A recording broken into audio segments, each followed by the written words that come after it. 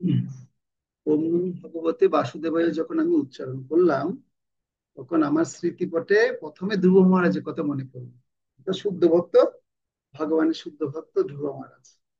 ধ্রুব মহারাজ কেন, ওনার কথা সবসময় কেন মনে পড়ে? আমি ছোটবেলায় ধ্রুব মহারাজের ওই যে বিষ্ণু পুরাণ একটা সিরিয়াল আছে না, ওখানে ধ্রুব ধ্রুব মহারাজের কিভাবে ভগবানকে প্রাপ্তি একটা এপিসোড আছে, সেই এপিসোড গুলো আমি দেখেছি। আর ওখানে দেখেছি ধ্রুব মহারাজ কত কঠিন তপস্যা করেছেন, কত কষ্ট করে, মানে ভগবানকে ধ্যান করে বলছেন ওম নমো ভগবতে বাসুদেবায়, ওম নমো ভগবতে বাসুদেবায়। সে সাথে সাথে প্রহ্লাদ মহারাজের কথা মনে পড়লো। কার কথা মনে পড়লো? আর প্রহ্লাদ মহারাজের কথা। আর আরেকটা সবচেয়ে বেশি গুরুত্বপূর্ণ যেটা মনে পড়েছে, যেটা আপনাদেরও হয়েছে,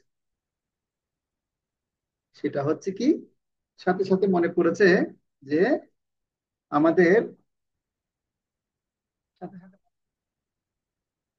ভগবান শ্রীকৃষ্ণের চরণের জ্ঞান হলো। কি হলো? ভগবান শ্রীকৃষ্ণের চরণটা কেমন, শ্রীকৃষ্ণের চরণটা। সেজন্য কেউ যখন এই মন্ত্রটা উচ্চারণ করবে, প্রথমে সে শুদ্ধ ভক্ত ধ্রুব মহারাজ, প্রহ্লাদ মহারাজ বা গুরুদেব সবাইকে স্মরণ করে ভগবানের চরণ ধ্যান করা উচিত। এই মন্ত্র উচ্চারণ করার সাথে তার চরণ ধ্যান করা উচিত, ভগবান কৃষ্ণের চরণ ধ্যান করা উচিত। তো আসলে আমরা জানি না ভগবানের চরণটা দেখতে কেমন। কেউ যদি ভগবানের চরণ যদি জানতে চাই, তাহলে আগে তাকে কি করতে হবে? ভগবানের চরণ জানার আগে তাকে একটা প্রাথমিক যোগ্যতা অর্জন করতে হবে।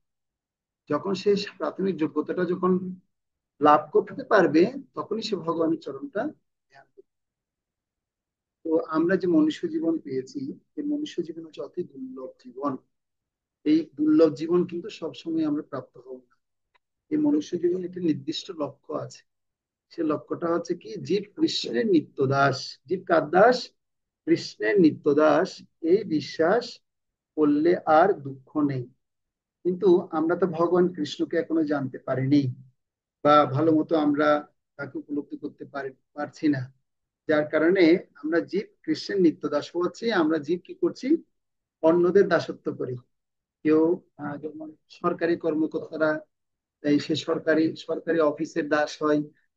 তারপর আহ যদি কেউ শিক্ষক হয়, তাহলে তিনি তার উপরের শিক্ষকের দাসত্ব করছেন। যদি কেউ ব্যবসায়ী হয়, তিনি তাহলে কি করছে? তার উপরের ব্যবসায়ীদের দাসত্ব করছে। যদি কেউ চাকরিজীবী হয়, তাহলে তিনি তার কর্তার কি করছেন? দাসত্ব করছেন। এভাবে বদ্ধ জীব প্রতিনিয়ত কেউ মানে বুঝতে পারছে না এই জগতে, কেউ কারো না কারো দাস হয়ে চলছে। এই জন্য এই দাসত্ব মনোভাবটা থাকার কারণেই জীব সবসময় এই জড়জগতে বন্দী হয়ে থাকছে। কিন্তু প্রকৃতপক্ষে কি দাসত্ব থাকতে হবে বা কার দাসত্ব করতে হবে, জীব সেটা বুঝতে চাইছেন। চৈতন্য চৈতন্য বলছে জীব কৃষ্ণের নিত্য দাস। এই বিশ্বাস করলে আর দুঃখ নেই। জীব যদি যখনই বুঝতে পারবে জীব কৃষ্ণের নিত্য দাস, তখনই তিনি এই দুঃখ থেকে মুক্ত হতে পারবেন। সেটা মনুষ্য জীবনের লক্ষ্য কি, সে লক্ষ্য সম্পর্কে আজকে আমরা জানবো। আজকে আমাদের ক্লাসের টপিক হচ্ছে মনুষ্য জীবনের লক্ষ্য কি। তার পূর্বে আমরা গত ক্লাসে কি আলোচনা করেছি, কি একটু পড়া দিয়েছিলাম আপনাদেরকে, উপমন্যুর একটু কাহিনী দেখিয়েছিলাম, ব্রহ্ম ঋষির 3 শিষ্যের কথা বলেছিলাম। এই কথাগুলোর অর্থ কি একটু জানতে চেয়েছিলাম। কেউ কি আমাকে জানাতে পারেন?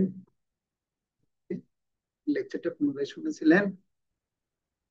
ওখান থেকে কি শিক্ষা আমরা লাভ করতে পারি, কে জানাবে?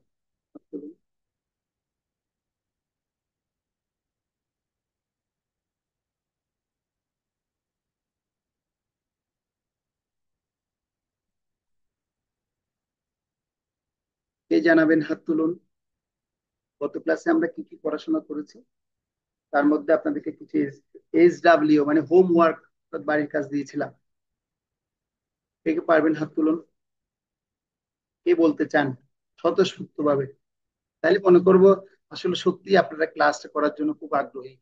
না হলে তুলি মাতাজি বারবার ফোন করে, কি এখনো ক্লাস জয়েন করলেন না, তাড়াতাড়ি জয়েন করুন। তাহলে আবার প্রভুরা বলবে এখনো ক্লাস জয়েন করতে পারলেন না মাতাজি, আর প্রভু চলে আসছে ক্লাস দিচ্ছে, এরকমই বলতে থাকবে না। কে বলবেন দেখি, বলুন। সত্যি কি আপনারা শুনেছেন কিনা, নোট করেছেন কিনা একটু দেখো। কে? আমি শুধু ওই গল্পের শিক্ষাটা জানতে চাইছি। ধম্ম ঋষির যে তিন পুত্র ছিল, তিন পুত্র, তিন শিষ্য ছিল, সেই তিন শিষ্যের কি কি শিক্ষা তাদের কাছ থেকে আমরা লাভ করতে পারি? কে পারবেন? আচ্ছা, একটা শ্লোকের পড়া দিয়েছিলাম, শ্লোকটা তো সবার শেখা হয়েছে না? শ্লোকটা তো পূর্বে সবার শেখা হয়েছে। পল্লবী মাতা জীবনে পারবে, সাউন্ড একবার অন করে চার বন্ধু করবে। দেখি বলো। আরে বলো, আমি পরে আরো অনেক অনেক পড়াশোনা করার, বলবো অনেক দেরি হয়ে গেছে, ক্লাস একটু লেট হয়ে গেল। প্রভু শ্লোকটা। না, শ্লোকটা না, আমি বলতে চাইছি ধম্ম ঋষির যে ভিডিওটা দেখিয়েছিলাম, সেই গল্প থেকে কি শিক্ষা আমরা লাভ করি সেটা। প্রভু ওটা দেখেছি কিন্তু আমার নোট করি নাই। তাহলে তো কি করা যায়? আমার কাছে কিছু চকলেট আছে, দিব একটা একটা? হ্যাঁ। না প্রভু, ধন্যবাদ। আমাদের স্পিরিচুয়াল ক্লাসিক পানিশমেন্ট হচ্ছে, কেউ যদি আহ, পড়ে আসবে না বা শ্লোক শিখবে না, তাকে আগে প্রসাদ খাওয়ানো, বেশি করে প্রসাদ খাওয়ানো। তবু এগুলো আপনার জন্য প্রসাদ। প্রভু ওই মানে ওই গল্পটা ছাড়া আমি সবগুলাই নোট করেছি এবং সবগুলাই পড়া পারি। কিন্তু দুঃখের বিষয় হচ্ছে আমি ওটাই জিজ্ঞেস করেছি, আর ওটাই বাড়ির কাজ দিয়েছিলাম। এটা হচ্ছে সবচেয়ে বড় বিষয়। যাক, ঠিক আছে, কি আর করার আছে এখন। নেক্সট ক্লাস থেকে তুলি মাতা জীবনে কিছু বলতে চাইছে। মাতাজি বলুন। তো ঈশ্বরী মাতাজি এবং আমি সবাইকে বলেছিলাম এই গল্পটার কথা, যে প্রভু এগুলো জিজ্ঞাসা করবে, কিন্তু প্রাণেশ্বরী মাতাজি আপনি বলুন, যদি আপনি ওটা করে থাকেন। আপনি বলেছিলেন আপনি ওটা করেন।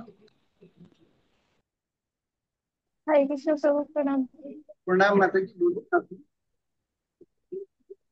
প্রভু আসলে আমি নোট করব করব বলে আর করা হয়নি। এবার একটা দুটো লাইন শিখাবো, সবার মুখস্থ করে নিতে হবে, ঠিক আছে? দুটো লাইন সবার আজীবন মুখস্থ রাখতে হবে। যে দুটো লাইন শিখাবো সেই দুটো লাইন আজীবন মুখস্থ রাখতে হবে। সময় চলিয়া যায়, দেখুন সবাই, সময় চলিয়া যায় নদীর স্রোতের প্রায়, অর্থাৎ স্রোতের ন্যায়। সময় চলিয়া যায় নদীর স্রোতের ন্যায়। ফার্স্ট লিখতে হবে, ফার্স্ট। সময় চলিয়া যায় নদীর স্রোতের ন্যায়, যেজন না বুঝে, যেই জন না বুঝে তারে ধিক শতধিক। সময় চলিয়া যায় নদীর স্রোতের প্রায় বা ন্যায়, যেজন না বুঝে তারে ধিক শতধিক। সময় চলিয়া যায় নদীর স্রোতের প্রায়, সময় চলিয়া যায় নদীর স্রোতের ন্যায়, যেজন না বুঝে তারে ধিক শতধিক। যেজন না বুঝে তারে ধিক শতধিক, বলছে সোনার ঘড়ি, বলছে সোনার ঘড়ি, বলছে সোনার ঘড়ি। ঠিক, ঠিক, ঠিক, তিনবার লিখুন। ঠিক, ঠিক, ঠিক, মানে ঘড়ি যেভাবে চলে tick tick tick tick tick tick tick tick চলে না, এই সোনার ঘড়ি বলছে ঠিক, ঠিক, ঠিক। সময় চলিয়ে যায় নদীর স্রোতের প্রায়, যেজন না বুঝে তারে ঠিক শতদিক, বলছে সোনার ঘড়ি ঠিক, ঠিক, ঠিক। যা কিছু, যা কিছু করার আছে, যা কিছু করার আছে করে নাও ঠিক,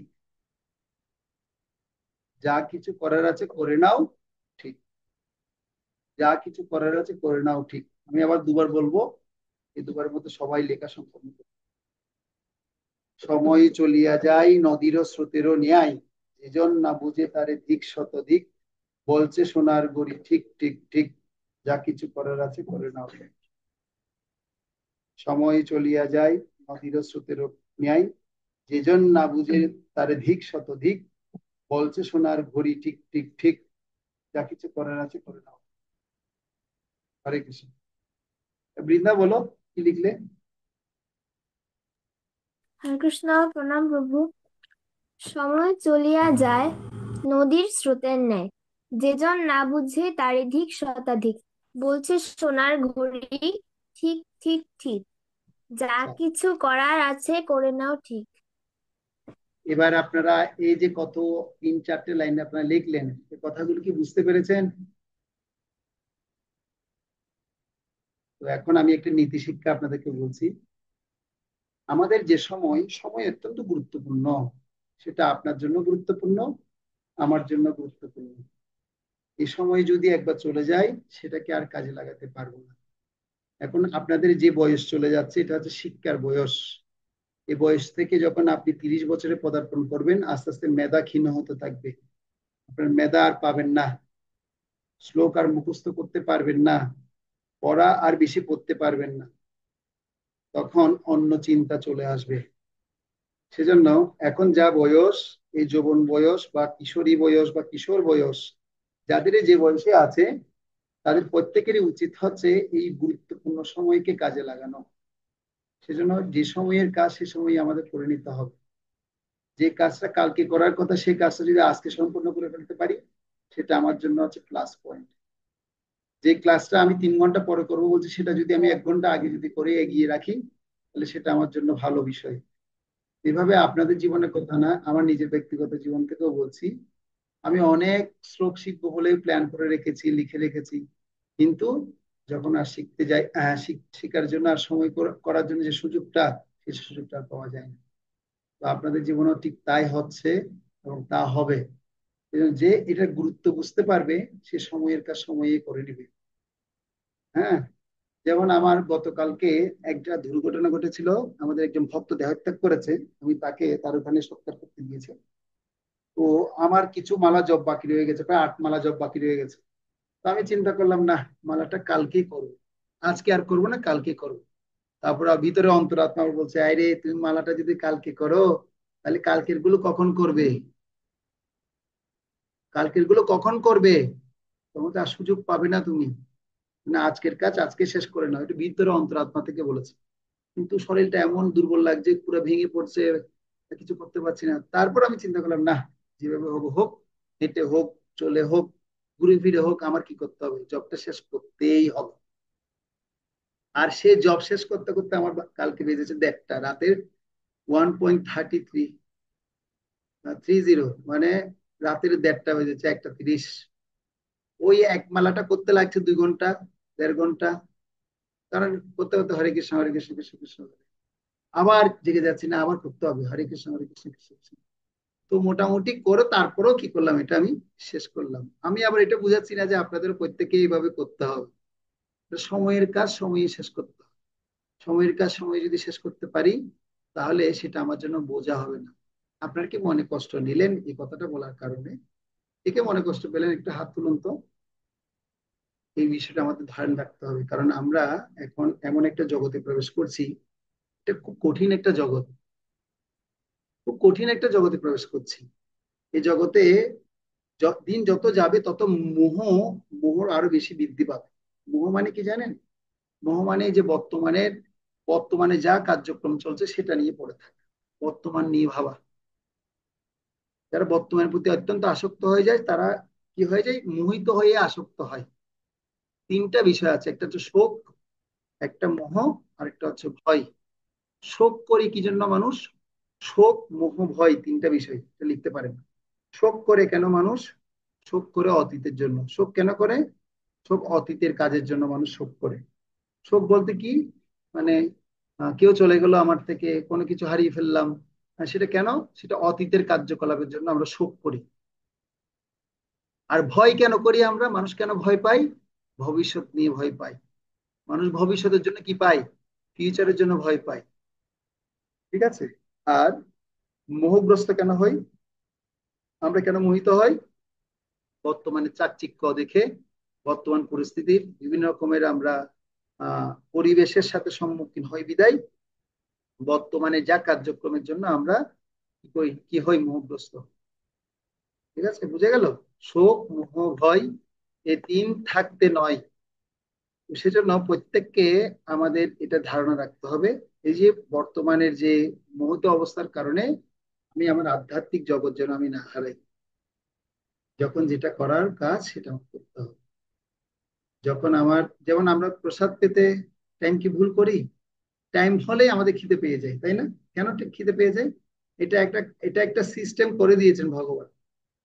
এটা একটা সিস্টেমে আমরা দাঁড় হয়ে গেছি, খিদে পেলেই দৌড় দিই খাবারের দিকে। ঠিক তেমনি খাবারের মতো করে আমাদেরকেও এই আধ্যাত্মিক যে বিষয়গুলো, অনুশীলন গুলো সেভাবে কি করতে হবে, সেটা প্রত্যেককে ধরে রাখতে হবে, প্রত্যেককে সেটা অনুশীলন করতে হবে, ছোট বড় সবাইকে। সেটা শুধু ছোটদের জন্য আছে তাই নয়, সেটা ছোট, মেজো, মাঝারি, বড়, মিডল, সব ধরনের ব্যক্তির জন্য সেটা দরকার। বুঝে গেল? তাহলে আগামী ক্লাস থেকে আমরা নোট করব, আগামী ক্লাস থেকে নোট করব। নোট না করলে এভাবে বলতেও পারবেন না। হ্যাঁ প্রভু। আর আর আমি আমি আমি নিজের থেকেও আর কিছু দিতে ইচ্ছে করবে না, অনেক কিছু আছে ভিতরে কিন্তু এখান থেকে আর বের হবে না। কারণ দেখছি আমরা যা জ্ঞান দেয়া হয় মানুষকে বা ভক্তদেরকে, যে আমরা প্রচার করি, যে জ্ঞানটা দেয়া হয়, জ্ঞানের আহ, পরিসীমা অনুসারে সে জ্ঞানটা দেওয়া হয়। আপনারা যতটুকু নিতে পারবেন ততটুকু জ্ঞানই আপনাদেরকে দেওয়া হবে, এর চেয়ে বাড়তি জ্ঞান দেওয়া হবে না। তো এই নয় যে আপনাদেরকে অতিরিক্ত কিছু দেওয়া হবে। যেমন আজকে আমি যা ক্লাসে বলেছি সবাই বুঝতে পেরেছি, আমরা বুঝে যাচ্ছে সবাই? যদি বুঝে না যায় তাহলে আপনারা আমাকে প্রশ্ন জিজ্ঞাসা করবেন, আমি আবার হেল্প করবো। কিন্তু আমাদের করতে হবে, যেহেতু আধ্যাত্মিক জীবনের সাথে আমরা যুক্ত হওয়ার জন্য চেষ্টা করছি, এটা গুরুত্বটা অপরিসীম। অন্যান্য সাধারণ মানুষের তুলনায় আমাদের গুরুত্ব আলাদা। এই মনুষ্য জীবনকে আমরা এখন সফল করার জন্য যুক্ত হয়েছি। কারণ কে কখন মারা যাবে কেউ বলতে পারে? এক মুহূর্ত কারো বিশ্বাস নেই, একটা সেকেন্ড কারো বিশ্বাস করতে পারে না। সেজন্য যখন থেকে বুদ্ধি আমাদের হয়েছে, সে বুদ্ধি থেকেই আমাদের কৃষ্ণ ভক্তিটা খুব ভালো মতো অনুসরণ করতে হবে। ঠিক আছে? ঠিক আছে, তাহলে আমরা আগামী ক্লাসে আশা করছি আপনাদের থেকে এই সমস্ত জ্ঞানগুলো আমরা পাবো। তো আজকে আমাদের যে বিষয়টা নিয়ে আলোচনা করব, সবাই খুব মনোযোগ দিয়ে বসুন, খাতা কলম নোটস করার জন্য বসুন। আজকে আমাদের ক্লাসের টপিক হচ্ছে মনুষ্য জীবনের লক্ষ্য। ক্লাসের টপিক কি? মনুষ্য জীবনের লক্ষ্য। আমি আপনাদেরকে স্লাইডটা দেখাচ্ছি।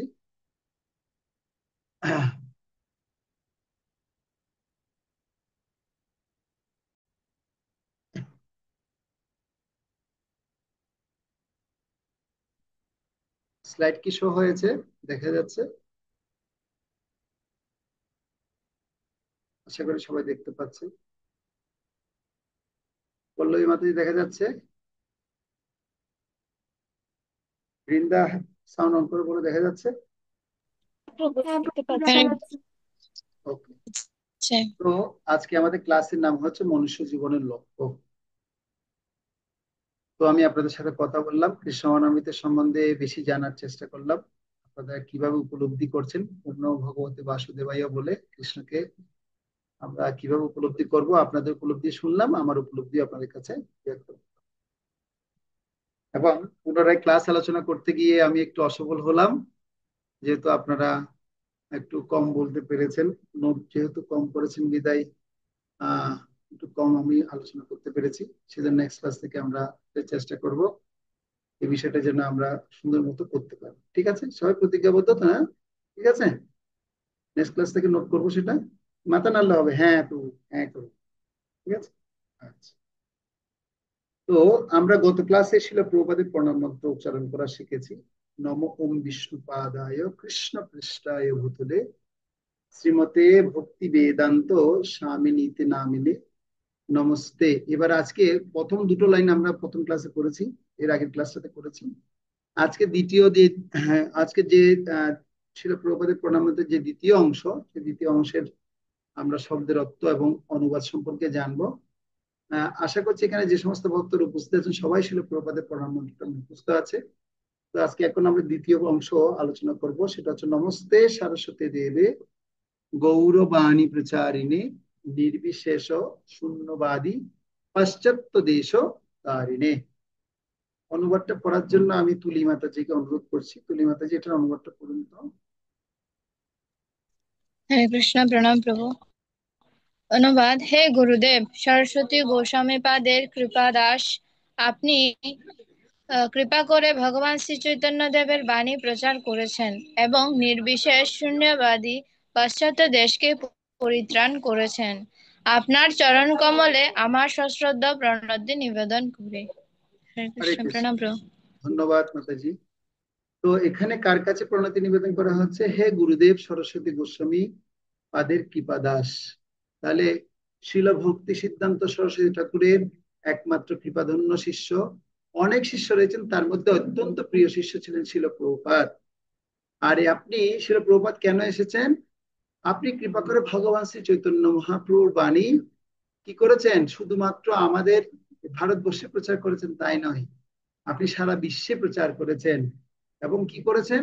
নির্বিশেষ শূন্যবাদ, নির্বিশেষ শূন্যবাদী পাশ্চাত্য দেশতারিণে, অর্থাৎ আপনি যারা ভগবানকে যারা সাকার রূপে আরাধনা করে না, যারা যারা শূন্যবাদী রয়েছে, এই শূন্যবাদীদেরকে আপনি এই সাকার রূপ দান করেছেন। অর্থাৎ ভগবান যে সাকার সেটা আপনি প্রমাণ করেছেন। এবং সে শূন্যবাদী দর্শন ভঙ্গ করে দিয়ে আপনি এই কৃষ্ণ ভক্তির দর্শন কি করেছেন? সারা জগতে প্রতিষ্ঠা করেছেন। এবং আপনি নির্বিশেষ শূন্যবাদ পাশ্চাত্য দেশকে পরিত্রাণ করেছেন। যে সমস্ত দেশে ভগবানের শূন্যবাদ নিয়ে আলোকপাত করা হয়, আলোচনা করা হয়, মানুষকে বোঝানো হয় ভগবানের কোনো সবিশেষ রূপ নেই, সে সমস্ত ব্যক্তিকেও আপনি কি করেছেন? এই সবিশেষ রূপের উপলব্ধি আপনি করিয়েছেন, পরিত্রাণ করেছেন। সেজন্য আপনার চরণ আমার সশ্রদ্ধ নিবেদন করি।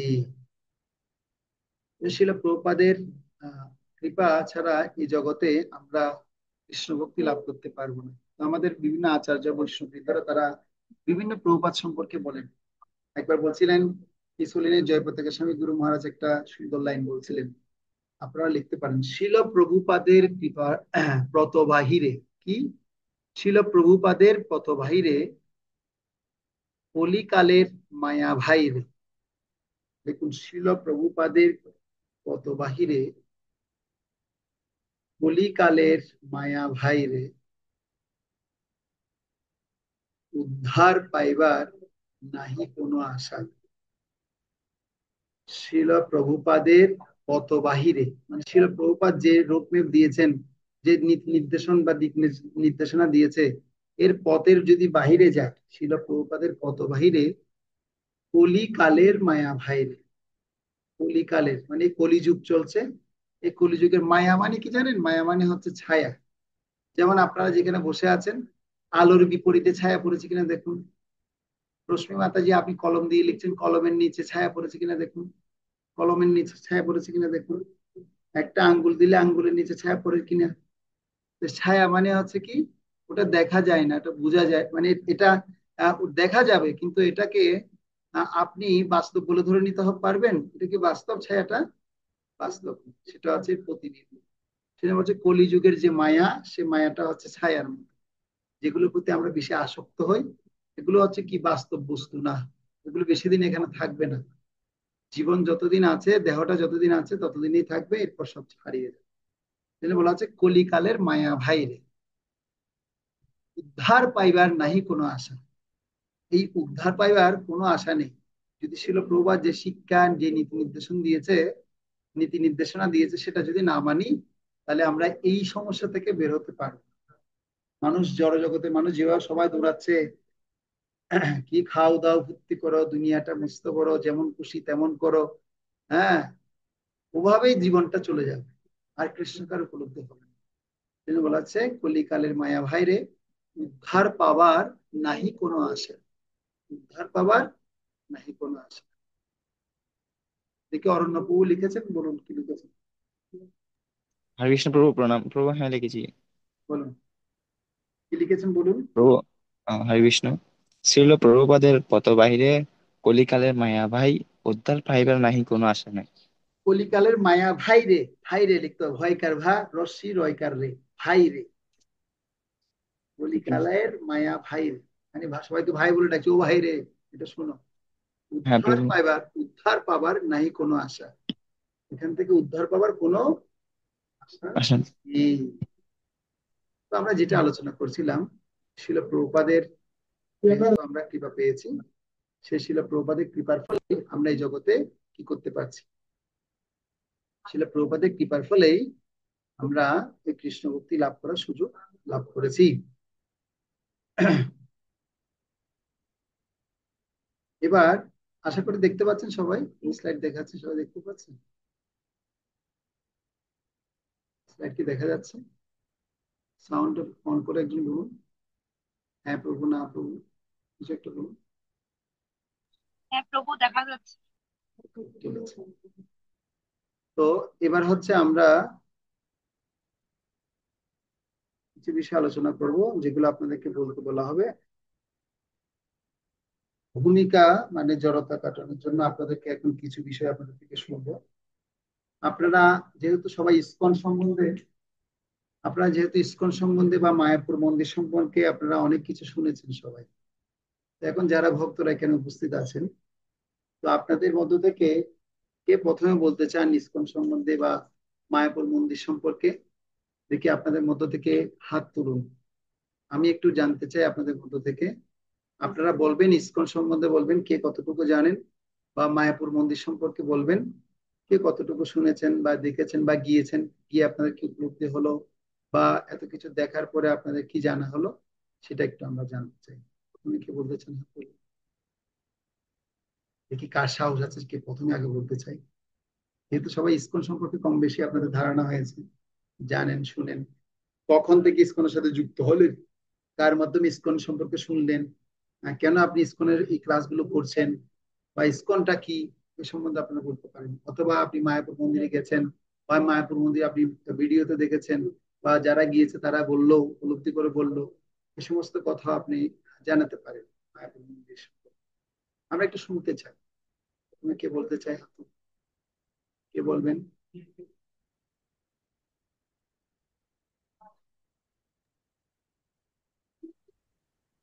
হাত তুলতে হবে, হাত।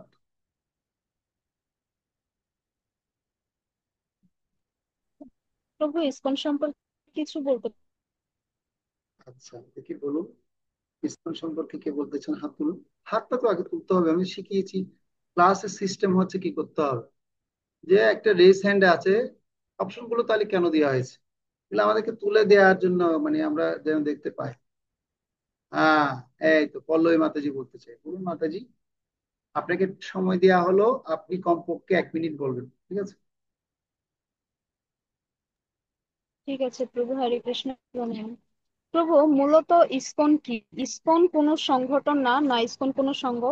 ইসকন হচ্ছে শ্রী চৈতন্য মহাপ্রভুর আদর্শ অনুসরণ করার একটা পন্থা, মানে যার মাধ্যমে আমরা কৃষ্ণের কাছে যেতে পারবো। আমি প্রভু ইসকনে এসেছি বেশি দিন হয় নাই, 2025 সালে ফেব্রুয়ারি 5 তারিখ থেকে আমি প্রসাদ পাচ্ছি। তো প্রভু, যতটুকু জানি, তেমন কিছু জানি না আমি। কত সালে, কত সাল থেকে? প্রভু, এই 2025 সাল থেকে, এই বছর থেকে ফেব্রুয়ারি 5 তারিখ থেকে এসেছি আমি ইসকনে। তারপর আর কি জানেন ইসকন সম্পর্কে বলুন। সবাইকে বলতে হবে কিন্তু, আজকে কাউকে ছাড় দেওয়া হবে না, সবাইকে বলতে হবে, সবার দক্ষতা বাড়ানো হবে। হ্যাঁ, এটা ক্লাস এমনি নেওয়া হচ্ছে না, সবাইকে যেন একদম পাকাপোক্ত ভক্ত আমরা বানাতে চাই, সব লিডার হবে এখানে, কৃষ্ণ ভক্তি লিডার। বলুন, 1 মিনিট হয়নি, এখনো 10 সেকেন্ড হলো, উমা শেষ। 1 মিনিট করে বলতে হবে সবার।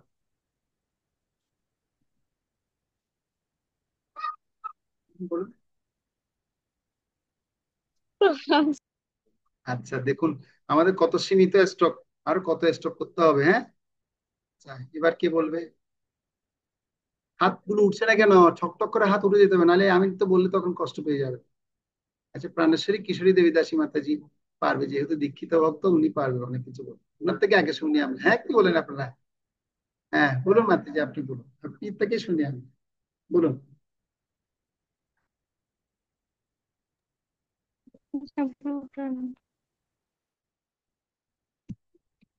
ইসকন ইসকন সম্পর্কে আমি যতটুকু জানি, আহ ইসকন হলো প্রভুপাদ এবং গুরু প্রভুপাদের প্রতিষ্ঠিত এমন একটি আহ পন্থা, যেটার মাধ্যমে আমরা গুরু পরম্পরার ধারায় ভগবান সম্পর্কে জানতে পারবো এবং ভগবানের কাছে পৌঁছাতে পারবো। আর ইসকন হলো মানে সব ভক্তদের একসাথে হয়ে ভক্ত সঙ্গের মাধ্যমে ভগবান সম্পর্কে আমরা অনেক কিছু জানার আহ একটি পন্থা।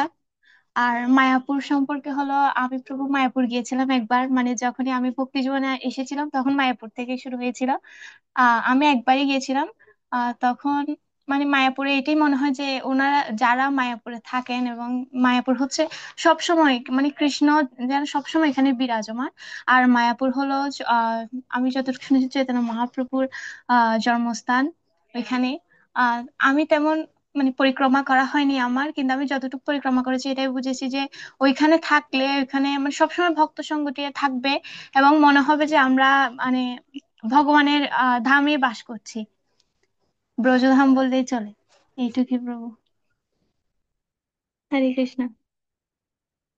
হরে কৃষ্ণ, ধন্যবাদ, অনেকক্ষণ বলেছে, থ্যাংক ইউ। হাততালি দিন না, আপনারা হাতগুলো রেখেছেন কি জন্য? হাততালি দেওয়ার জন্য না? হাততালি দেন, হ্যাঁ। হুম, এবার কে বলবে? টুপুর মানি বলো। টুপুর মাতাজি, আপনি বলুন। হ্যাঁ।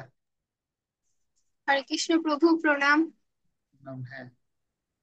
প্রভু, ইসকন সংগঠনের মাধ্যমে হয়তো আমরা কৃষ্ণের কৃষ্ণকে আরো শ্রীকৃষ্ণকে আরো ভালোভাবে আরাধনা করতে পারি। যেমন এই গীতার ক্লাসটা করার মাধ্যমে আমি আরো অনেক কিছু সম্পর্কে জানতেছি, যেগুলি আমি আগে কখনো জানতামও না। আরো নতুন নতুন বিষয় সম্পর্কে জানতেছি। এই সংগঠনের মাধ্যমে হয়তো আমরা কৃষ্ণের বিষয়ে আরো অনেক কিছু জানতে পারি, কৃষ্ণকে আরো নিকট থেকে উপলব্ধি করতে পারি। আর প্রভু, মায়াপুর সম্পর্কে আমি কিছু জানি না, ওখানে যাওয়ার সৌভাগ্য আমার হয় নাই। Thank you so much. 30 second বলেছেন আপনি, 30 সেকেন্ড, কিন্তু আরো 30 সেকেন্ড বলার জন্য আরো প্রস্তুতি নিতে হবে। তার মানে আরো কত জানতে হবে আমার, তাই না? আরো কত জানলে, হ্যাঁ, কত উপলব্ধি হলে আমরা বলতে পারবো। Thank you. এবার বলবে অরণ্য প্রভু, বলবে অরণ্য প্রভু, বলুন। হরে কৃষ্ণ, প্রণাম প্রভু। প্রভু আমি বলতে পারবো না, এখানে প্রতিকূল অবস্থা, মানুষ আছে। প্রতিকূল অবস্থা আছে, তাহলে আপনি অনুকূল আহ, পরিবেশ হলে হাত তুলবেন, হ্যাঁ ঠিক আছে। এবার দিব্য প্রভু বলো, দিব্য। প্রভু না, আমার এখানে সবাই আমার আমার পাশে আরো আছে তো প্রভু, এখানে ইসকন হ্যাঁ, সংঘ, প্রভু ইসকন কিন্তু সংঘের উপর আপনার সমস্যা। প্রভু কিন্তু এখন এখানে অফিসার আছেন, উনি আপনার আর্মিতে আছেন, ঠিক আছে, ওখান থেকে ক্লাস করছে। ঠিক আছে, ধন্যবাদ। হ্যাঁ প্রভু। ঠিক আছে, ডিফেন্সে আছেন আপনি, পরে প্রভু আপনার থেকে শুনুন। দিব্য প্রভু বলুন, হ্যাঁ। ও দিব্য, কি আছো তুমি? ভিডিও অফ করে কোথায় চলে গেলে? আচ্ছা, স্মৃতি আচার্য থেকে আমরা শুনি, জি নিশ্চয় অনেকক্ষণ বলতে পারেন, কারণ আপনার আমি টাইমটা অন করে দিচ্ছি, দেখি বলুন। হ্যাঁ। হরে কৃষ্ণ। ইসকন আন্তর্জাতিক কৃষ্ণ ভাবনামৃত সংঘ, যা একটি হিন্দু ধর্মীয় সংগঠন। আচ্ছা, হ্যাঁ, আপনার ওখানে দুটো ডিভাইস চলছে, একটা ডিভাইস অফ করুন। এবার বলুন। প্রভু শোনা যাচ্ছে? হ্যাঁ, এখন শোনা যাচ্ছে, বলুন।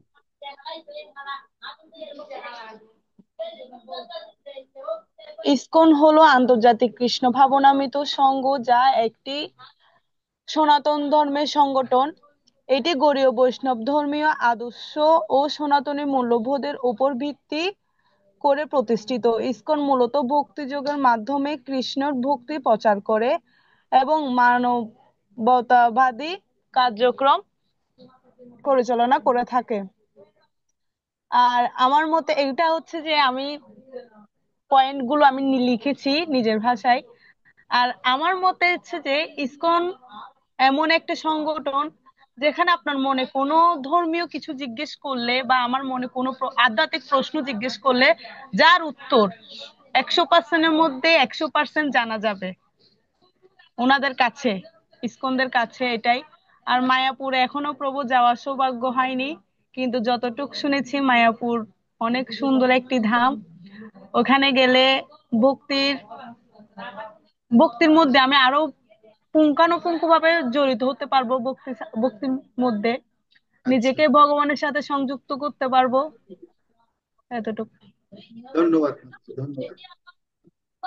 তো আপনারা সবাই সৎ হৃদয়ে বলছেন, ইসকন সম্পর্কে বলছেন, মহাপুরুষ সম্পর্কে বলছেন, ধন্যবাদ, খুব সুন্দর।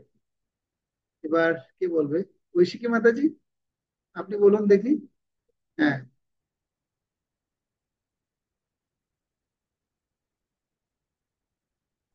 হরে কৃষ্ণ প্রভু, আমার প্রণাম নেবেন। আমি ইস্কনে গিয়ে যত মানে মায়াপুরে গিয়ে যতটা বুঝেছি, ওখানে গেলে উম একটা অন্য ধরনের অনুভূতি হয়।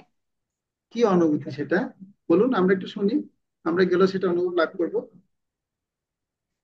উম, মানে খুবই সুন্দর। মানে ওখানে গেলে মানে মানে ওখানে গেলে সকাল সকাল উঠতে পারি, ওখানে গেলে ষোলোমালার বেশি জব হয়ে যায়, সবকিছু ওখানে গেলে এমনি এমনি হয়ে যায়।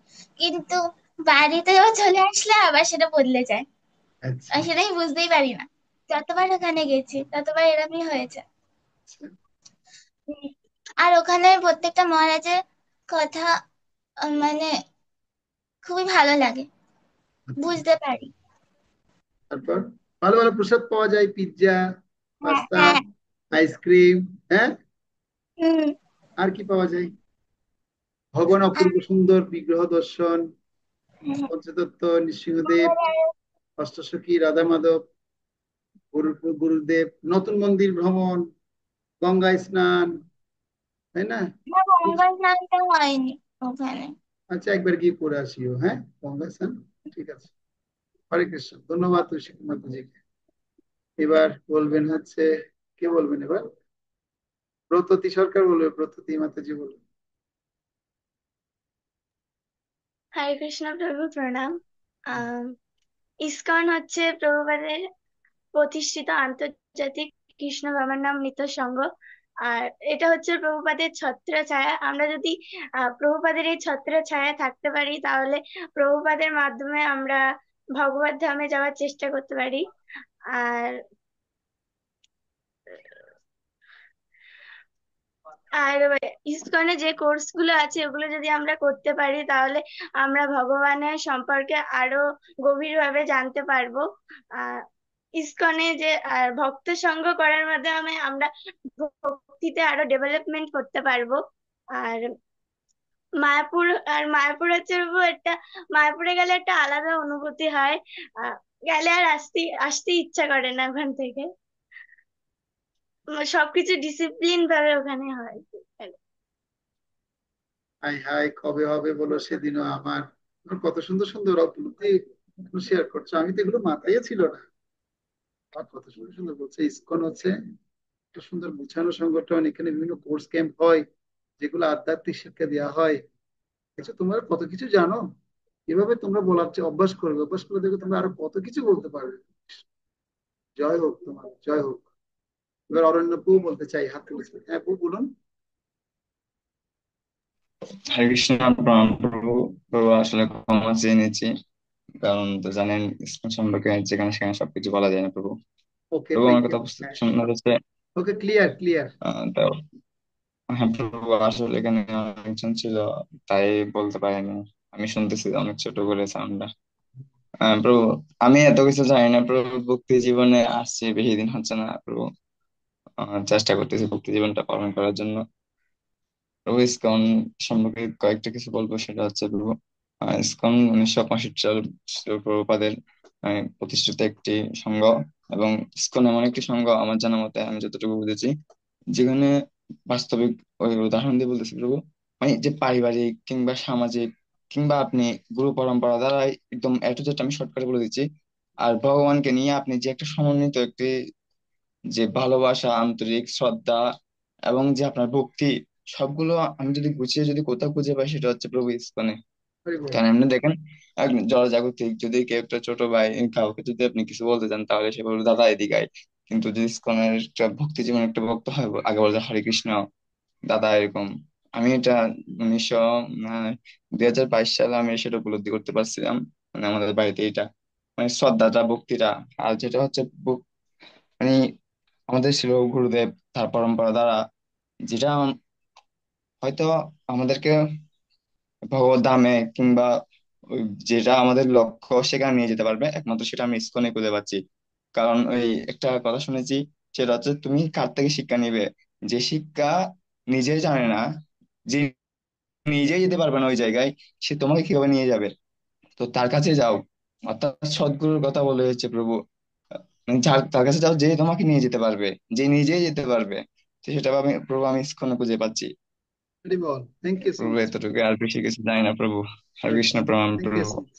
অনেক প্র্যাকটিক্যাল উপলব্ধি প্রভু শেয়ার করলেন, অরণ্যপুকে ধন্যবাদ জ্ঞাপন করছি। প্রভু এত কঠিন সেবা দেওয়ার পরেও তিনি এসে ইসকন সম্পর্কে বলেছেন, তার মানে উনি রিয়েলি হচ্ছে ছিল প্রভুপাদের সোলজার। শিল প্রভুপাদের সৈনিক, নির্ভীক হয়ে প্রচার করব দৈনিক, মায়া দিবে ধাক্কা, হরে কৃষ্ণ। হয়ে যাব পাক্কা। ঠিক আছে, হরে কৃষ্ণ প্রভু, প্রভুপাদের কৃপা সৈনিক। করবেন প্রভু। হরে কৃষ্ণ, ধন্যবাদ। তো এবার আমরা শুনবো কার কাছে, কার কাছ থেকে শুনবো? রশ্মি মাতাজি। ও রশ্মি মাতাজি, আপনি বলুন, 1 মিনিট বলুন। হরে কৃষ্ণ প্রভু, প্রণাম। হ্যাঁ বলুন।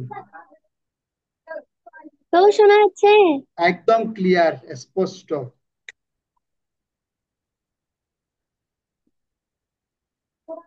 প্রভুপাদ এমন একটি গৃহ নির্মাণ করেছেন যেখানে পৃথিবীর সমস্ত মানুষ আশ্রয় গ্রহণ করতে পারে। সেটাই হচ্ছে ইসকন, আন্তর্জাতিক কৃষ্ণ ভাবনামৃত সংঘ। এই ইসকনটা হচ্ছে ওনারা মানে শ্রীমন মহাপ্রভুর আদেশ উপদেশ অনুসারে এবং আচার ও প্রচার করছেন। আজ পৃথিবীর সমগ্র মানুষ আজ সেই গৃহে অবস্থান করছে, নিজে পারমার্থিক ভাবে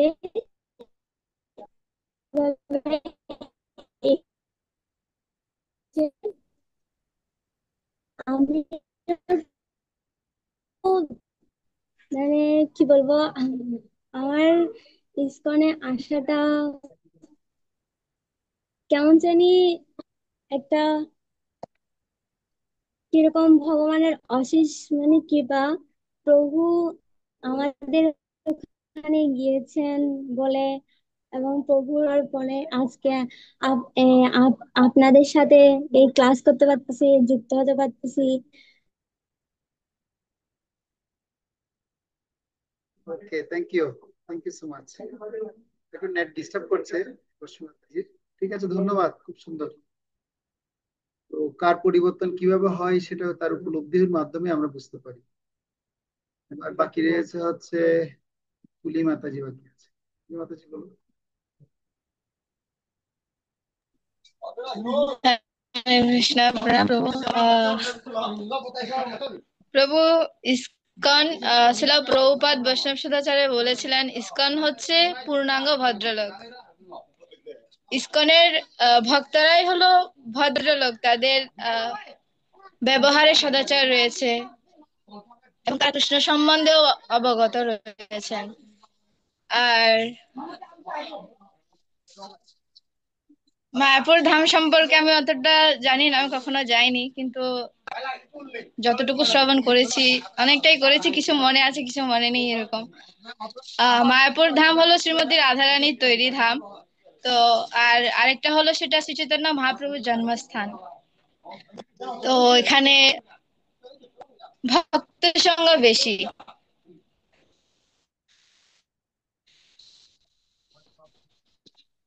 ওখানে গেলে ভক্তের সংখ্যা হবে, ভক্তি জীবনের যে উন্নতি মার্গ সেটা ওখানে পাওয়া যায়। এবং শিল প্রভুপাদ গুরু মহারাজকে আদেশ দিয়েছিলেন এই মায়াপুর ধামকে গড়ে তোলার জন্য। আর আর আমার ভক্তি জীবন সম্পর্কে যদি বলতে চাই, আমি ভক্ত সঙ্গের মাধ্যমে ভক্তি জীবন শুরু করেছি। যেমন আমার মামা মামিরা ভক্ত ছিল, তাদের মাধ্যমে আমি ভক্তি জীবনে এসেছি।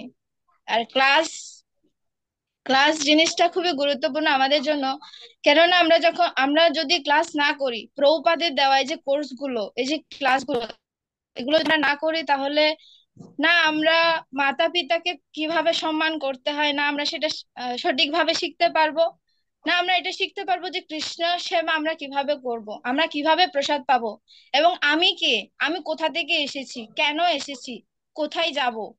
তো এগুলো সম্পর্কে আমরা ইসকন থেকে জানতে পারি। ধন্যবাদ, হরে কৃষ্ণ। প্রভু, আমি এতটুকুই বলবো, থ্যাংক ইউ, থ্যাংক ইউ। বলার আছে কিন্তু। ওকে, থ্যাংক ইউ সো মাচ, হরে কৃষ্ণ। আর কে বলতে চান আপনারা শত শত ভাবে হাত তুলুন, যাকে আমি বলিনি। বৃন্দা মাতাজি, তুমি বলেছো কি? হরে কৃষ্ণ প্রভু, না। হ্যাঁ, তোমাকে তো বাদ রেখে দিয়েছে, বলো তুমি। প্রভু, ইসকন সম্পর্কে মানে এতটা উপলব্ধি বলতে পারবো না, কিন্তু মায়াপুর সম্বন্ধে যা উপলব্ধি তা হলো মায়াপুরে আর কি, যেমন বাড়িতে থাকলে মঙ্গল আরতি হলেও এতটা মানে এতটা ভালো লাগে না যে করব না, কিন্তু মায়াপুরে থাকলে আলাদা রকম অনুভূতি। কে কার আগে মানে মঙ্গল আরতি করব, মানে সব দেখি 2টো থেকে মানে স্নান করা শুরু করে। শুরু করতে করতে 3:30টার আগে সবাই মঙ্গল আরতিতে চলে যায়। মানে আমরা এমন একটা শক্তি কাজ করে যে কে কার আগে যাব।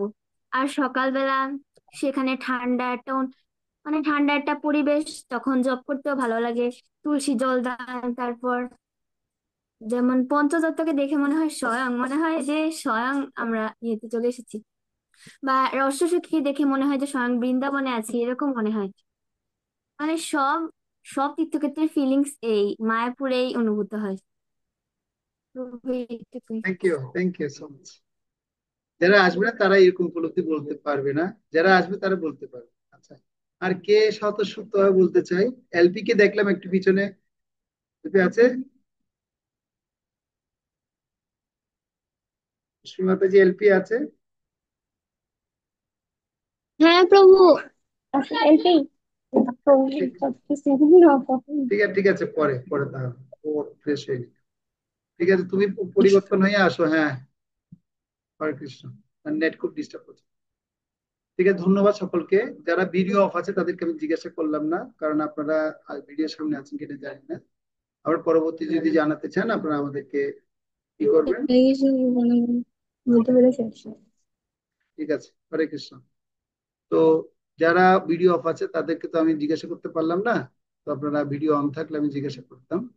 আর কিছু যদি আপনারা বলতে চান আপনারা ভয়েস মেসেজে আমাদের গ্রুপে দিবেন, সবাই শুনতে পারবে। তো তাহলে আমরা বিষয়টা জানলাম, বিষয়টা সবাই শেয়ার করেছেন, খুব সুন্দর, সবাইকে ধন্যবাদ। ইসকন সম্পর্কে আপনাদের অভিজ্ঞতা শোনালেন।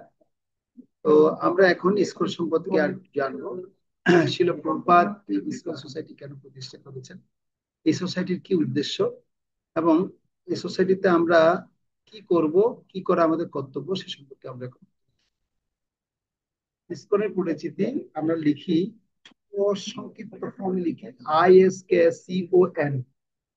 আই দিয়ে হয় ইসকন, আই দিয়ে প্রথম শব্দ আই দিয়ে ইন্টারন্যাশনাল, এস দিয়ে সোসাইটি,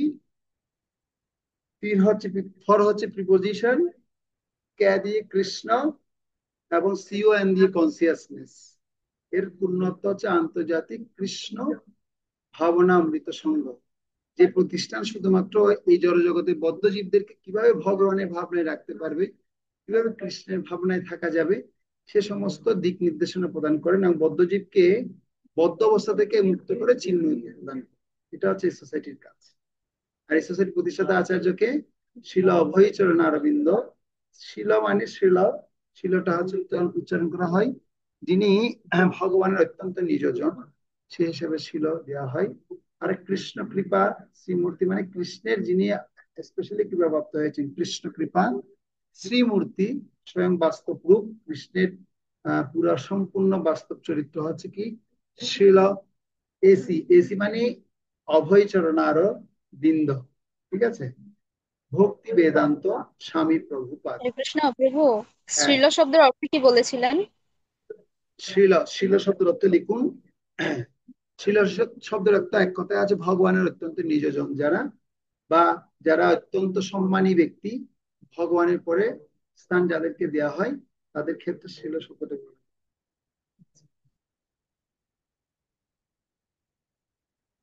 এবং এসি মানে হচ্ছে কি অভয়চরণ অরবিন্দ ভক্তি বেদান্ত, যিনি ভক্তি বেদান্ত উপাধি প্রাপ্ত হয়েছিলেন শুধুমাত্র back to god it magazine পত্রিকা প্রকাশনা করার কারণে গৌড়ীয় মঠ কর্তৃক শিল প্রভুপাদকে ভক্তি বেদান্ত উপাধি দেওয়া হয়েছিল। এই জন্য ওনার নামের সাথে ভক্তি বেদান্ত এই উপাধিটা লেখা হয়েছে। যেমন আমরা যেভাবে কেউ যদি ডক্টরেট করে বা PhD ডিগ্রি হয়, তাহলে তার লেখার সামনে কি লেখা হয়, ডক্টর অমুক, ডক্টর তমুক, এভাবে নামটা দেওয়া হয়। তো শিল প্রভুপাদ তিনি এই ইসকন প্রতিষ্ঠা করেছেন 1966 সালে। কত সালে? 1966 সালে তিনি এই ইসকন প্রতিষ্ঠা করেন। তো এই শিল প্রভুপাদের এই সোসাইটিতে আমাদের মুখ্য কিছু উদ্দেশ্য রয়েছে। তো এর মধ্যে 7খানা উদ্দেশ্য আছে। এই 7খানা উদ্দেশ্যের মধ্যে দেখুন, প্রথমে লেখা রয়েছে কি, প্রথম উদ্দেশ্য বৃন্দা, এই উদ্দেশ্যটা পড়ো প্রথম। হরে কৃষ্ণ। শ্রীমদ্ ভগবদ গীতা এবং শ্রীমদ্ ভাগবতে প্রকাশিত কৃষ্ণ ভাবনামৃতকে প্রচার ও প্রসার করা। তো প্রথম উদ্দেশ্য আছে কি, এই শ্রীমদ্ ভগবত গীতা এবং ভাগবতকে প্রকাশিত কৃষ্ণ ভাবনামৃতকে প্রচার ও প্রসার করা, দ্বিতীয় উদ্দেশ্য। করুন, এবার পড়বে হচ্ছে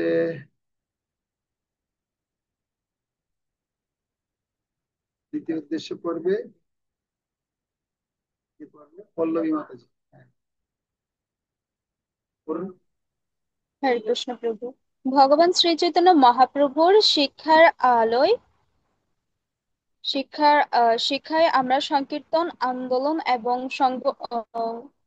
সংঘবদ্ধ হরিনাম জপ যেভাবে পেয়েছি সেটি শিক্ষা দেওয়া এবং আচরণে উৎসাহ দেওয়া। শ্রী চৈতন্য মহাপ্রভু যে শিক্ষায় শিক্ষিত করেছেন, ইসকনের আরেকটা উদ্দেশ্য হচ্ছে সে শিক্ষায় কি করবে, আমাদেরকে দেয়া হবে এবং সে শিক্ষা দেওয়ার মাধ্যমে আমাদেরকে এই কৃষ্ণ নামামৃতের হরিনাম জপের গুরুত্ব বোঝানো হবে। এবং জপ যে এত গুরুত্বপূর্ণ, এটা চিন্ময়ের নাম, গোলকের নাম, হরিনাম সংকীর্তন। হ্যাঁ, সে সংকীর্তন পাওয়ার মাধ্যমে সমস্ত জীব সে কীর্তন এবং নাম কীর্তন করার ফলে সে উদ্ধার হবে এবং সে সাথে সে আচরণ কিভাবে করা যায় তার উৎসাহ দেওয়া। 3 নাম্বার, টুকুর মাতাজি করুন। হরে কৃষ্ণ প্রভু। পুস্তিকা, পত্রিকা, বই এবং অন্যান্য লেখাগুলি প্রকাশ এবং বিতরণ করা। তো আমরা ইসকনে দেখতে পাই অনেক বই প্রচার হয়, অনেকগুলো গ্রন্থ প্রচার হয়। তো এই গ্রন্থগুলো প্রচার হওয়ার একমাত্র কারণ হচ্ছে কি, আমাদের যা গ্রন্থ প্রচার হচ্ছে এই সমস্ত গ্রন্থগুলো গীতা ভাগবত থেকে রচিত, গীতা ভাগবত চৈতন্য চরিতামৃত থেকে রচিত। আর সেগুলো কি করা হবে, সেগুলো লেখা, সেগুলোকে মানে বিভিন্ন আকারে লেখা হবে এবং অন্যান্যদের কাছে সেগুলো বিভিন্ন আকারে ছবি সম্মিলিত ভাবে বিভিন্ন ম্যাগাজিন তৈরি করে, পত্রিকা তৈরি করে এগুলো বিতরণ করা হবে, যাতে মানুষ সেগুলো পড়ে ভগবানের ভক্ত হতে পারে। ঠিক আছে, তো আমরা আজকে এখানে 3টা উদ্দেশ্য সম্পর্কে জানলাম। এছাড়া ইসকনে আরো 4টা উদ্দেশ্য আছে, যে উদ্দেশ্যগুলো আমরা আগামী ক্লাসে শুনবো। তো আমি আগামী ক্লাসে আপনাদেরকে একটু সংক্ষিপ্ত ভাবে কিভাবে এই 7টা উদ্দেশ্য মুখস্থ করতে হয় সেটা আমি আপনাদেরকে শিখিয়ে দেব। শুধুমাত্র শর্ট কতগুলো শব্দ আপনারা মুখস্থ রাখবেন। এই শর্ট মুখস্থ শব্দ রাখার মাধ্যমে আপনি সারা উদ্দেশ্যগুলো সব মুখস্থ সব জানতে পারবেন, সব মনে থাকবে। তো বর্তমান পৃথিবীতে 600-টিরও বেশি ইসকনের মন্দিরে গ্রামীণ কৃষি সমাজ এবং শিক্ষা প্রতিষ্ঠান রয়েছে, যেটার মধ্যে আমরা দেখতে পাচ্ছি, আপনারা দেখুন, হরে কৃষ্ণ মহামন্ত্র জপ করছে বাচ্চারা, দেখতে পাচ্ছেন সবাই। এরকম আমাদের অনেকগুলো গুরুকুল আছে, বৈকুণ্ঠ শিশুরা ওখানে বসে জপ করে কিভাবে কিভাবে ভগবানের সেবা করতে হয়, কিভাবে মন্ত্র উচ্চারণ করতে হয়, কিভাবে যজ্ঞ করতে হয়, কিভাবে পঠন করতে হয়, কিভাবে ভগবানের সেবায় সুন্দর মতো নিয়োজিত হওয়া যায়, সমস্ত বিষয়ে ছোটবেলা থেকে শিক্ষা দেওয়া হয়। ছোট ছেলেরা দেখুন কত সুন্দর জপ করছে। তো এই হচ্ছে আমাদের ইসকনের একটা দিক নির্দেশনা আমরা দেখলাম, এবং এই 600-টিরও অধিক বেশি মন্দির রয়েছে। এটা একটা সংক্ষিপ্ত আপনাদেরকে ধারণা দেওয়া হলো। আমরা ভবিষ্যতে আরো ধাপে ধাপে আপনাদেরকে আরো ইসকন সম্পর্কে জানাবে। এবার আমরা এই জগতে মনুষ্য জীবনের লক্ষ্য হিসেবে আমরা এখন জানবো। তার আগে আমরা ভগবদ গীতা থেকে একটা শ্লোক শিখবো। এই শ্লোকটা আপনাদের আগামী ক্লাসে পড়া থাকবে, এটা প্রত্যেকেই আপনারা মুখস্থ করে আসবেন। ঠিক আছে, প্রত্যেকের জন্য এই ভগবদ গীতার 8ম অধ্যায়ের 15 নম্বর শ্লোক, এটা আপনাদের জন্য পড়া রইল। এবং প্রত্যেকে আপনার শ্লোক শিখে আসবেন। গত ক্লাসের শ্লোক কারা কারা শিখেননি হাত তুলুন তো একটু দেখি, আগে আপনাদের দেখি কারা কারা শ্লোকটা শিখেননি, একটু হাত তুলুন তো, কষ্ট করে হাত তুলতে একটু কষ্ট হবে, তারপর তুলুন। ও বৃন্দা মাতাজি শিখেননি কেন? এটা তো আপনার শিখা শ্লোক। আগের ক্লাসে তো আমি ছিলাম না, আর আমাদের মোবাইলে সমস্যা ছিল বলে আমি আজকে অন্য মোবাইল দিয়ে ঢুকেছি আর কি ক্লাসে। সমস্যা করছিল না। আমি তো গ্রুপে সব মেসেজ আজ দিয়ে দিয়েছি, ওখানে মধ্যে পাওয়া যাবে। মানে প্রভু, মানে সমস্যা করছিল বলে মোবাইলে মানে কিছু দেখতে পাচ্ছি, নেট নেই, মানে বৃষ্টিপাত হওয়ার কারণে নেট নেই। ঠিক আছে, সৎ মানুষ হাত তুলেছে মানে সৎ মানুষ। হ্যাঁ, তোমায় শিখিনি কেন, কারণটা বলছি। ঐশী কিভাবে কেন শিখেননি গো আপনি? প্রভু, এই মাঝখানে পরীক্ষা ছিল এই সপ্তাহটা। তাহলে 2টো শ্লোক শিখতে হবে। হ্যাঁ, ঠিক আছে। পূজা রানী মাতাজি শিখেননি কেন আপনি? হরে কৃষ্ণ প্রভু, শরীর অসুস্থ ছিল তো শিখতে হ্যাঁ? পারিনি। তারপরে আবার ওই যে শ্লোকটা, আমি আবার ক্লাসে যুক্ত ছিলাম না। আমি কিন্তু অনেক ছাড় দিচ্ছি, বেশি ছাড় দেওয়া তো আমার জন্য উচিত হবে না। ঠিক আছে, প্রীতি মাতাজি বলুন, আপনি কেন শিখেননি? প্রভু ফোনে আপনি যে অলসতার কারণে শিখিনি। অসুস্থতার কারণ দিয়ে যদি না শেখা হয় কিভাবে হবে? অলসতা, অসুস্থতা না, তো অলসতা। অলস মস্তিষ্ক তো শয়তানের কারখানা। অলস মস্তিষ্ক শয়তানের কারখানা, শয়তান বাস করবে সেখানে। শয়তানকে বের করে আনার জন্য শিখতে হবে।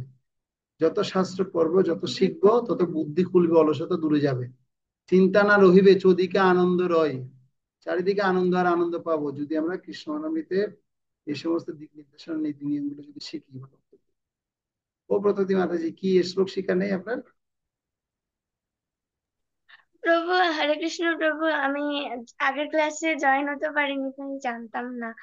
এখন জানতে পেরেছি প্রভু, বলবো? পারবো। দেখি বলো দেখি, শুনিনি আমি। हरे कृष्ण। श्रीमद् भगवत गीता चतुर्थ अध्याय ज्ञान योग श्लोक नंबर 34। तद्विद्धि पनिपातेन परिप्रश्नेन सेवया उपदेक्षन्ति ते ज्ञानं জ্ঞানিনা তত্ত্বদর্শিনা। অনুবাদ: সদ্গুরু শরণাগত হয়ে তত্ত্বজ্ঞান লাভ করার চেষ্টা করো, বিনম্র চিত্তে প্রশ্ন জিজ্ঞাসা করো এবং অকৃত্রিম সেবার দ্বারা তাকে সন্তুষ্ট করো, তাহলে সেই তত্ত্বদ্রষ্টা পুরুষেরা তোমাকে জ্ঞান উপদেশ দান করবে। হরে কৃষ্ণ। Thank you. এখন বৃন্দা বলো, একটু এটা তো আমার জানা আছে, আমি পারি এটা। হ্যাঁ প্রভু, এটা পারি। সেজন্য জিজ্ঞেস করছি, এই শ্লোকটা তো না পারার কিছু নেই। ঠিক আছে, আমি জানি তুমি পারবে সেটা। ধন্যবাদ প্রতিদি মাতাজিকে। এটা ক্লাস 3 তে শিখিয়েছিলাম ওকে, এখন ক্লাস 10 এ উঠতেছে সে। ঠিক আছে, ধন্যবাদ। এখন আমরা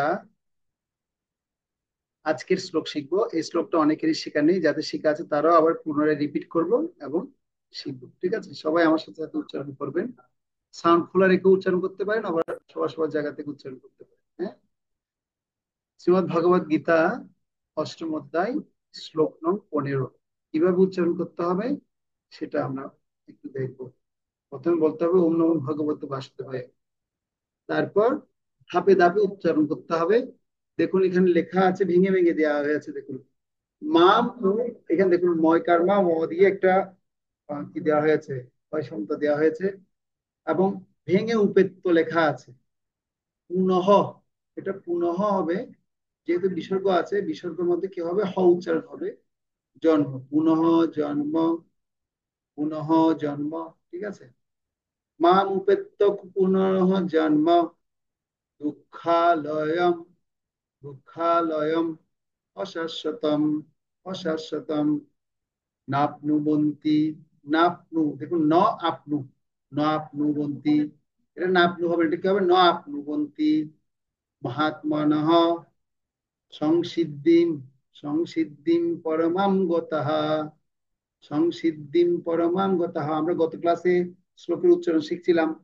যদি সিদ্ধি দীর পরে যদি অনুষ্কার হয়, এটা ম উচ্চারণ হবে। দীর পরে কি কি অনুষ্কার থাকলে কি হবে, তাহলে ম উচ্চারণ হবে। আর পরমার পরে দেখুন অনুষ্কার আছে, সেজন্য ম উচ্চারণ হবে। ঠিক আছে, আর গতা, গতার পরে যদি বিসর্গ থাকলে তাহলে হ উচ্চারণ হবে, গতা।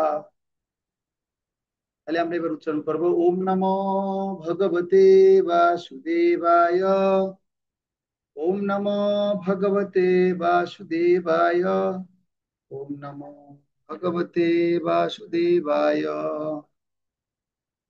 শ্রীমদ ভগবদ গীতা অষ্টম অধ্যায় অক্ষর ব্রহ্মযোগ শ্লোক নং 15।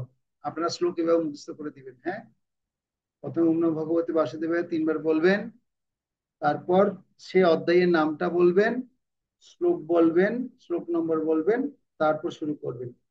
মামুপেত্ত, মামুপেত্ত পুনঃ জন্ম দুঃখালয়ম অশাশ্বতম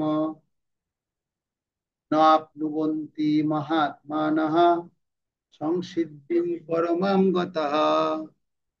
মামুপেত্ত পুনঃ জন্ম দুঃখালয়ম অশাশ্বতম নাপ্নুবন্তি মহাত্মানঃ সংসিদ্ধিং পরমাং গতঃ মামুপেত্য পুনর্জন্ম দুঃখালয়ং ন শাশ্বতম নাপ্নুবন্তি মহাত্মানঃ সংসিদ্ধিং পরমাং গতঃ। তো দেখুন এখানে লেখা আছে সংস্কৃত উচ্চারণের ক্ষেত্রে কি হবে, বাক্যের মাঝের কোনো শব্দের সাথে বিসর্গ থাকলে এটা কি হবে, হ উচ্চারণ হবে, হ উচ্চারণ হবে। উদাহরণ মহাত্মানঃ, মহাত্মানঃ, মহাত্মনঃ, এটা হ উচ্চারণটা অর্ধেক হবে মহাত্মানঃ। বাক্যের শেষে শব্দের সাথে বিসর্গ থাকলে পূর্ণ হ উচ্চারণ হবে। বাক্যের শেষে যদি বিসর্গ থাকে তাহলে পূর্ণ উচ্চারণ হবে। আর বাক্যের মাঝে যদি কোনো শব্দ যদি কি থাকে, হ উচ্চারণ থাকে, তাহলে কি হবে, অর্ধেক উচ্চারণ হবে। ঠিক আছে, যেমন দুঃখ, দু দু হ অর্ধেক উচ্চারণ হয়েছে। ঠিক আছে, আবার দেখুন পুনঃ, পুনঃ, পুনঃ শেষে আছে, শব্দের শেষে যদি থাকে তাহলে কি হবে, তাহলে গতাহা, শব্দের শেষে থাকলে। ঠিক আছে, সেজন্য মহাত্মানঃ বাক্যের শেষে শব্দের শেষ বিসর্গ থাকলে পূর্ণ হ উচ্চারণ হবে। উদাহরণ গতাহা।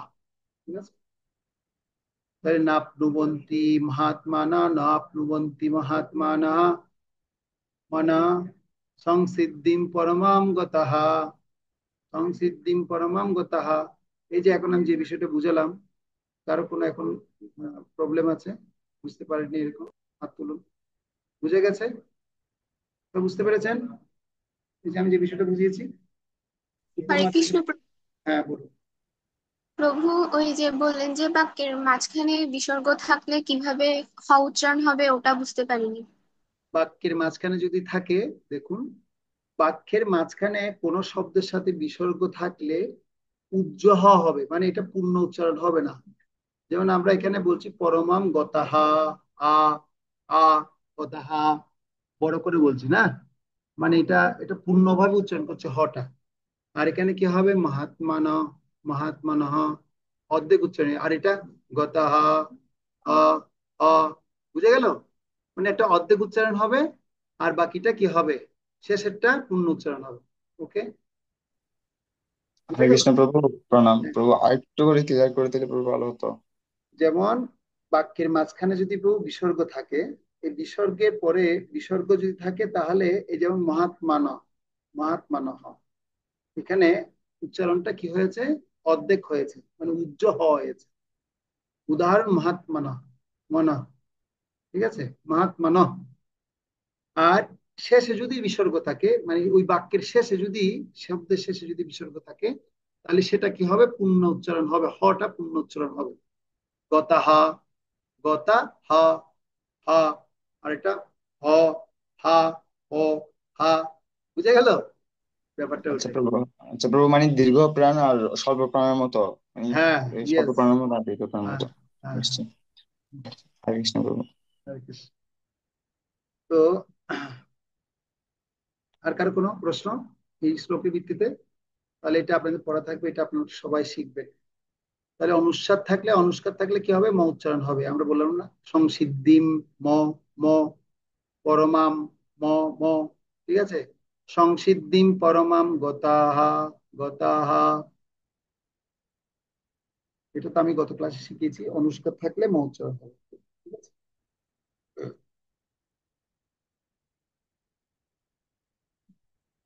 তো এটার অনুবাদ কি?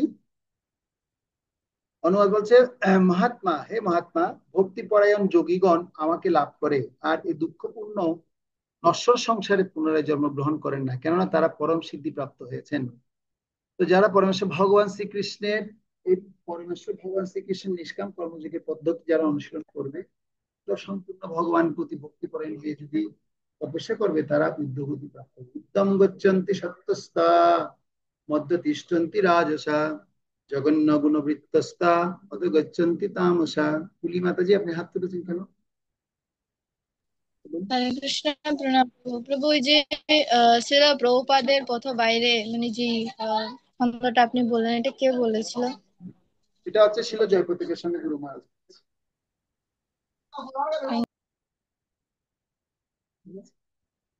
তোমার যে একটা এরকম ভজন আছে, যদি প্রভুপাত না হইতো তবে কি হইতো, মনে ধরিতাম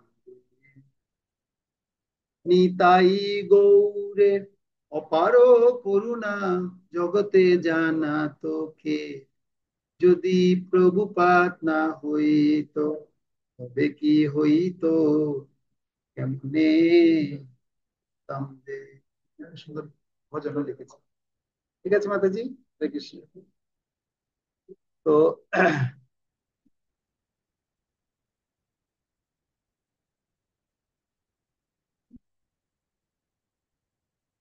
তাহলে এই দুঃখপূর্ণ নশ্বর সংসারে পুনরায় জন্মগ্রহণ করে না, এর অর্থ হচ্ছে নশ্বর মানে হচ্ছে টেম্পোরারি, টেম্পোরারি, ক্ষণস্থায়ী সংসার। ঠিক আছে, পুনরায় আর জন্মগ্রহণ করে না। আর এই দুঃখময় জগতে আমাদের আর আসতে হবে না, যদি আমরা এরকম পূর্ণ পূর্ণ করি, পূর্ণার মতো ভক্তি দিয়ে অনুশীলন করি, সবসময় ভগবানের চিন্তায় থাকি, কেননা তারা পরম সিদ্ধি প্রাপ্ত হয়েছে। হরে কৃষ্ণ। এবার এই বিশ্লেষণটা আমরা শুনবো, এই দুঃখপূর্ণ জগৎটা কি সে সম্পর্কে আমরা জানবো। এই জড় জগৎ প্রত্যেকের জন্যই দুঃখদায়ক এবং অনিত্য, কেউ এখানে চিরকাল থাকতে পারবে না। প্রত্যেকে জন্ম, জরা, ব্যাধি এবং পরিশেষে মৃত্যুবরণ করতে হয়। ভগবানের ধাম নিত্য এবং সেখানে কোনো সুখ, ভগবানের ধাম নিত্য, এটা একটু কি হয়েছে, ভগবানের ধাম নিত্য, সেখানে সবসময় সুখ রয়েছে হবে। ঠিক আছে, যিনি পরমাত্ম সাধন করে সেখানে, অর্থাৎ কৃষ্ণলোকে গতি লাভ করেন, তাকে কখনো এই জড় জগতে ফিরে আসতে হয় না। তো এই জগৎ যে দুঃখালয়, আমি আপনাদের থেকে একটু প্রতিপাদ্য হতে চাই যে এই জগৎটা কি সুখালয় না দুঃখালয় বলুন। দুঃখালয় মানে বুঝেন আপনারা? দুঃখালয় মানে কি? কে কে বলতে পারেন দেখুন, হাত তুলুন তো। কে বলতে চান, হাত তুলুন। দুঃখালয় মানে কি? প্রভু, যেখানে সবসময় দুঃখ থাকে। আপনি হাত না তুলে বলে ফেললেন, আমার তো চিন্তায় পড়ে গেলাম কাকে আগে বলতে দিব। আমি হাতগুলো দেখছিলাম, দেখি আপনি টপ করে বলে দিয়েছেন। আচ্ছা, ধন্যবাদ পল্লবী মাতাজি। আপনি কিছু মনে করবেন না আর কি, হ্যাঁ এটা স্বাভাবিক, ভুল হয়, আমাদের ভুল হয়। ঠিক নেক্সট টাইম আছে থেকে, প্রভু, তবে চালাই। হ্যাঁ নেক্সট টাইম থেকে আমরা এটা মর্যাদা বজায় রাখলে ভালো। মর্যাদা পালন হয় সাধুর ভূষণ, তথাপি ভক্ত স্বভাব মর্যাদা রক্ষণ, মর্যাদা পালন হয় সাধুর ভূষণ। দুটো সুন্দর লাইন আছে, দুটো লাইন আপনার মুখস্থ করে দেবো। কেমন? চৈতন্য চরিতামৃতে শ্রী চৈতন্য মহাপ্রভু সনাতন গোস্বামীকে শিখাচ্ছে, বলছে ভক্তের স্বভাব কি, তথাপি ভক্তের স্বভাব যেটা দেওয়া হয়েছে সেটা রক্ষা করতে হবে। আর সেই মর্যাদাটা ধরে রাখতে পারলেই মর্যাদা পালন হয় সাধুর ভূষণ। তখন সে সাধুর গলার মধ্যে অলংকার, যেভাবে মানুষ, মেয়েরা কি করে অলংকার পরে না, স্বর্ণের চেন পরে, ইমিটেশন পরে, ইমিটেশন ইমিটেশন পরে, পুঁতির মালা পরে, কত কিছু পরে না, একটা যেন সুন্দর লাগে আর কি। কিন্তু বৈষ্ণবের সৌন্দর্য হচ্ছে তার বৈষ্ণবদের যে মর্যাদা আছে, যেগুলো তাদেরকে নীতি নিয়ম দেওয়া হয়েছে, সেই মর্যাদাটাই রক্ষা করতে হবে। যেমন মেয়েদের ক্ষেত্রে বলছে, চাণক্য পণ্ডিত বলছে, বলছে একটা শ্লোক বলছে, আমি শ্লোকটা বলছি। বিদ্যার ভূষণম চ বিনয়, যিনি বিদ্যার্থী তার ভূষণ বা অলংকার হচ্ছে বিনয়, যে যত বেশি বিদ্বান হবে তার তত বেশি বিনয় থাকবে। নারীর ভূষণ হচ্ছে লজ্জা, যদি মাতাজি বা নারী যদি হয়, নারীকে সবসময় লজ্জা থাকতে হবে, লজ্জা ভাব থাকতে হবে। এটা হচ্ছে নারীদের কি ভূষণ বা অলংকার বলা হচ্ছে, অলংকার। যদি লজ্জা যদি হারিয়ে ফেলে, তাকে আর আহ, নারী বলা চলবে না। ঠিক আছে, যে নারীর ভূষণ হচ্ছে লজ্জা। আর যিনি পতি, যিনি স্বামী, স্বামীর ভূষণটা কি জানেন আপনারা?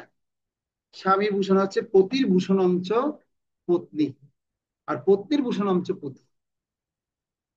তার স্বামীর ভূষণ হচ্ছে স্ত্রী, আর স্ত্রীর ভূষণ হচ্ছে পত্নী, স্ত্রী ভূষণ হচ্ছে স্বামী।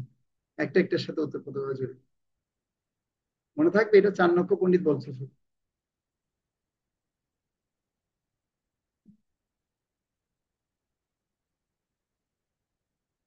ঠিক আছে, তো আমরা তাহলে যে আলোচনাটা করছিলাম সেটা হচ্ছে যে আমাদের কি করতে হবে, এই জড়জগতে দুঃখালয় মানে কি সেটা আমি জানতে চাইছি। দুঃখালয় শব্দের অর্থ এক কথাই, যেমন আমি বলি বিউটি পার্লারে গেলে কি পাওয়া যায়, সৌন্দর্যালয়ে গেলে কি পাওয়া যায়? ওখানে মেকআপ পাওয়া যাবে, কিভাবে মেকআপ করতে হয় সব ধরনের এলিমেন্ট সব পাওয়া যাবে না? হ্যাঁ। তো সে মেকআপালয়ে গেলে শুধু মেকআপের জিনিসগুলো পাওয়া যায়। আর যদি বিদ্যালয়ে যান তাহলে কি পাবেন? সব বিদ্যা পাবে, পড়াশোনা, লেখাপড়ার সমস্ত বিষয়গুলো আপনি জানবেন। আর যদি আপনাকে হিমালয়ে যদি পাঠাই, হিমালয়ে গেলে কি পাবেন? আমি হিমালয়ে যাওয়ার সুযোগ হয়েছে। হিমালয়ে যদি যান আপনি বরফ পাবেন। পল্লবী মাতাজি কিছু বলবেন আপনি? না প্রভু, এটা ভুলে চলে আসছে। হিমালয়ে গেলে হিম পাবেন, হিম মানে হচ্ছে বরফ। ওখানে আর অন্য কিছু পাবেন না, শুধু চারিদিক যেদিকে যাবেন সেদিকে বরফ আর বরফ। বরফ খেয়ে জীবন যাপন করতে হবে। হিমালয়ে গেলে হিম পাবেন। আর যদি কি বলা হয়, যদি আপনি স্বর্ণের দোকানে যান, অনেক সময় লেখা থাকে দোকানের নাম বাইরে থেকে লেখা থাকে, এই অমুক জুয়েলার্স, ওই জুয়েলার্স, সেই জুয়েলার্স, সোনালয়। সোনালয় মানে কি? ওখানে গেলে শুধু স্বর্ণ পাবেন। কি পাবেন? স্বর্ণই পাবেন, এখানে আর অন্য কোনো কিছু নেই।